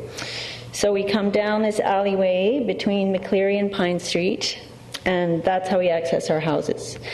So since October 2009, there's a special little van to accommodate the houses that don't have access on Pine Street. And I consider myself one of those people, because if I ever had a fire at my house, needed an ambulance, the pizza delivery guy, Canada Post, everybody, accesses my house from the alleyway. But, so currently, this little van, nice little fancy van, comes down, truck, whatever, comes down and picks up everybody's garbage along here on the alleyway, except for my immediate neighbor, 4, because they have reasonable access on Pine Street. And my house, I've been told, no, you have a gate at the bottom of your yard, so you have to haul it through your neighbors to McCleary if you're not willing to take it down to your yard. It's not safe for me or my daughter to take my garbage down my steep embankment. It is steep, and I never ever access it there. I don't. Yes, there's a gate, and I take out my yard clippings there every 6 weeks or so, and I put in a ton of work last year to haul out blackberries to make it more beautiful. So maybe I shouldn't have done that. Maybe the city came by and thought there's a gate, but I'm telling you, it's not reasonable access. So please explain it to me. Well, maybe we should start with asking Mr. Hickey, did you want to make a comment on this one? Mayor Rattan, just in summary, I think that is a situation in the community where in October 2009 we moved about 200 residents from alley pickup to curbside pickup. And indeed, along this area, there is some steep slopes, and Ms. Hennock is not satisfied with us picking up garbage from her curbside, but would rather have it in the alleyway. And what we've been trying to work to do is be consistent in how we've been dealing with those 200 customers and working to see which people could work it so that they would get curbside pickup. And we felt that Ms. Hennock was able to move the garbage to curbside versus alleyway. And indeed, there are 6 residents along that street that do get alleyway service because of health issues or indeed no access to the front yard for curbside, and that would be 3 of the 4 properties in the city where that is the case. Okay, did you want to add anything to that? And then we've got some questions for you here. Yeah, I'm welcome to questions. Well, there's some questions. Councillor Beswick. Thank you, Worship. Question to Mr. Hickey. Is Ms. Hennock's curbside considered Pine Street or McCleary Street? Mayor Rattan, through to Councillor Beswick, Pine Street and McCleary was an option that Ms. Hennock provided us as an option for pickup. So may I just ask, Ms. Hennock, what do you think that the solution is? For my garbage to be picked up on the alleyway, as it always has been, and my immediate neighbors, well, except for number 4, number 1, 2, 3, they already have their garbage picked up on the alleyway. The truck goes directly by my property, by my driveway, and picks up the next 2 people. So I'm not asking anybody to go out of the way. I'm not asking any special favors. It's just, I see this truck go right by my alley, and I can't pass them the garbage, even though the garbage guys offered me, hey, you want me to take your garbage? Okay, Councillor Sherry. Mr. Chairman, to the delegation, you indicated on your little diagram there that you got the dotted arrow going through to McCleary Street. That was your decision? That's another thing I didn't even put in the letter, that was my compromise solution, because I couldn't believe it. When I got the letter saying you're going to have to take it to Pine Street, I thought, because in the past I've had really good dealings with City Hall, and I just laughed and I thought, this is obviously an oversight. So I called, and I've had various conversations and emails, but so it was your decision it was my route? decision. I said, when they kept saying, no, you can't, you have to take it to Pine Street, I said, well, Pine Street is not an option. It is not safe for me or my daughter to go down an unstable bank, blah, blah, blah. So I said, maybe McCleary, but I actually pay for 2 units of garbage because I have a rental suite on my property as well. So I'm paying double garbage for, and I usually have like tiny bit of garbage. I'm very, into recycling and all that. So I'm paying double garbage to haul my garbage across my neighbor's yard, which has been very dangerous because she's doing renovations and whatever. I don't even want to go there. It's not an issue. It's just... Okay, we've got lots more questions for you. Councillor Johnstone. Yes, Your Worship, I just took through you to the delegation. Would you consider it to be hazardous? You're defining it as a steep slope. Is it hazardous? Slippery? Yeah, it is. Yeah. It's Dangerous? slippery, it's dangerous. Yeah, I don't have, Steps. there's no neat little path or solid stairs. I have a few stairs. It's a very wild garden. It's like, I can't. We even invited the... Just a minute, you're not on, okay? You're not on. You're not helping. You're not helping for sure. Well, no, we've got some more speakers. Let's hear the rest of them. Councillor Holdham. Your Worship, I understand that staff will receive and carry out a motion directing them to pick up this garbage and the recyclables and so on the alley, and I wish to make that motion as when the opportunity arises. I will second that. Okay, is that your point? That there's. We don't need to hear more. We don't need to hear any more. Well, it's but I think- obvious. We get the staff to pick it up. The lights are going off and on and off and on here, so that Councillor Kipp, you do not want to be heard now. I Or you move do? to receive the You delegation. don't. Second. No. Okay, all those in favor? Opposed? Carried. Worship, and move that we direct staff to pick up the garbage and recyclables, etc., at 358 Pine Street from the alley. I second that motion. Okay, I see no discussion on that. Further discussions? Oh, Councillor Patchy, you're on it now, are you? A bit of a problem with that because when let me just ascertain first of all, this is your front yard? Yeah. And that's taken from Pine Street. Yeah. Explain to me what is so difficult to get garbage from your front door to the street. I just don't see it. Yeah, you'd have to see the property. You'd have to see you'd have to be there in person to see. That really doesn't show the steepness. And then to see the opposite on the other side where it's a paved driveway where it's like 10 meters instead of 26 meters, and we're talking steep incline.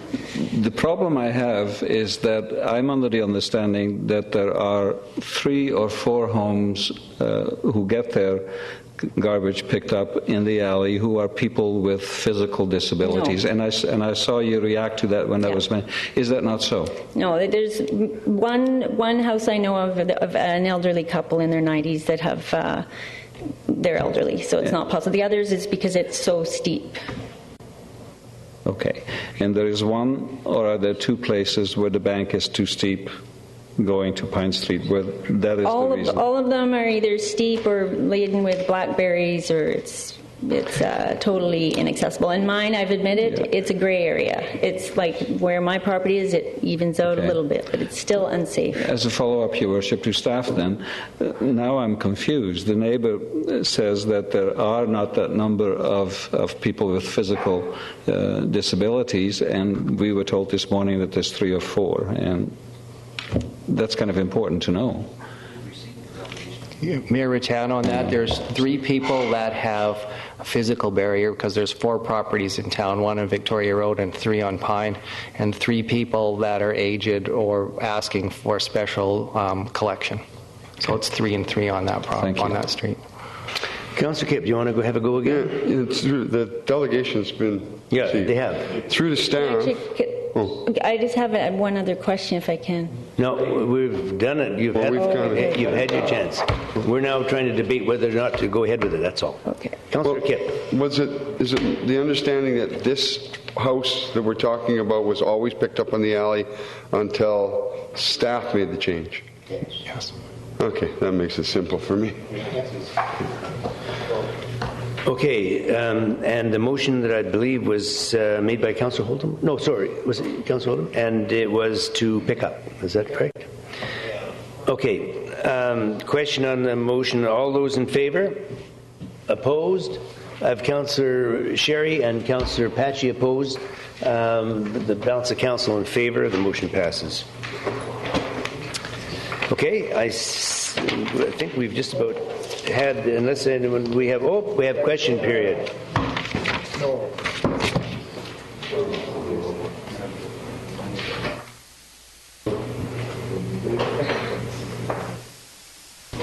Sorry, I'm not clear on the process here, and I left this out of the letter, but Council has voted to have the garbage. yes, I understand that, but one issue I have is when I came to that compromised agreement, the agreement was that they would do that if they cut my garbage fee in half, and they agreed to that, and unfortunately I didn't keep track of. Well, we're not going to do that now. You've got two but premises. somebody said that that was possible, and it's in the That's document. not part of what we've decided tonight, okay? You've got two garbage pickup. We've made a concession for you, and that's the best we can do. Information. Sorry? So I was given the wrong information by the financial department, whatever, that said that that was possible. Well, if you have another property in your house, another At tenant. the rental. Yeah, and they provide garbage to you as well? That's two. No, I understand that, but I was told that I would, because I was making this concession that... I thought this concession would be something you'd want, and it is not. Is that what you're saying now? No. I just, since October 2009, for the time I've been hauling it, the concession was, you haul, we'll cut your fee in half. That's what I was told, and then they reneged. Okay, well, I think that's probably still the same. You want to haul it down to that lower street there, probably they would pick up one, I would think. But the motion we've already passed is to pick it up from the alley, and that's for the both. Yeah, no, I don't have a problem with that. Then I guess I don't understand your question. Yeah, I guess Well, look, it's been a long night. You want to make a point, or what? What are we going to do with this? Well, I'm just wondering, is it commonplace for the city to tell people something and then to go back on that decision without informing them? Well, we have no knowledge of what happened in the past. You came to us wanting to pick up from the alley, rather, and we've agreed to that. Yeah. Now you want something more than that? I don't think it's going to happen. Yeah, no, I just wanted clarification, but no, I got it's not going to happen. Important thing. Two different garbage pickups you'll have to pay for from the alley. No, I don't have a problem with that. Thank you. Next speaker. Fred Taylor of 204 Emery Way. I would like to ask, in considering recent adoption of a zoning bylaw with all our parks listed in it in legal terms, I believe, and all that sort of thing, there's quite a bit of time spent in verifying all that information. Would it not take a very, very short time of just a few minutes to draw all that information out to support Councillor Sherry and Hold'em's view as to a very quick report about a parks bylaw referendum? Because I think the information's all been gathered and everything all ready to go. Just take it out of the zoning bylaw and it's all there. My next question was, if I understand correctly, Council said no core review. Does that also refer to our city manager not continuing his excellent work as to it stops him too? Well, you said no more core review, so does that mean Mr. Kenning does no more? Mr. Kenning, do you have an observation you'd like to share with us? No, well, what do you understand the direction is? Well, certainly that staff would be continuing with the review we're doing internally and without the aid of a consultant. Okay. Thank you. And my next question was, I sort of observed in your LED sign information was if the bylaw demanded referral acceptance to the Ministry of Transport, that would relieve you from any liabilities if it was a dangerous situation on roads, and also open the door for different than having to go to Board of Variance all the time. In other words, I'm almost supporting Mr. Sherry's idea, but subject to an approval in the bylaw, and then it's taking the liability off of you people if there's an accident caused where you okay. It's my understanding, maybe Mr. Kenning can elaborate more on it, but I think we did discuss this with the ministry, with Highways, and the indication was that they weren't prepared to enforce it. Is that not correct? I'm not asking for enforcement, I just, as they do. Well, we're not now, going to they give split you- hairs. I think we did discuss it with them, and they really felt this was a recommendation only on their part. Is that not more or less what was said? Well, well, then you have to get recommendation to, they're approving it or saying no, before you get people go. And my last question is, when are we going to solve something about the cold in this room? I noticed a former councillor went out and got her heavy coat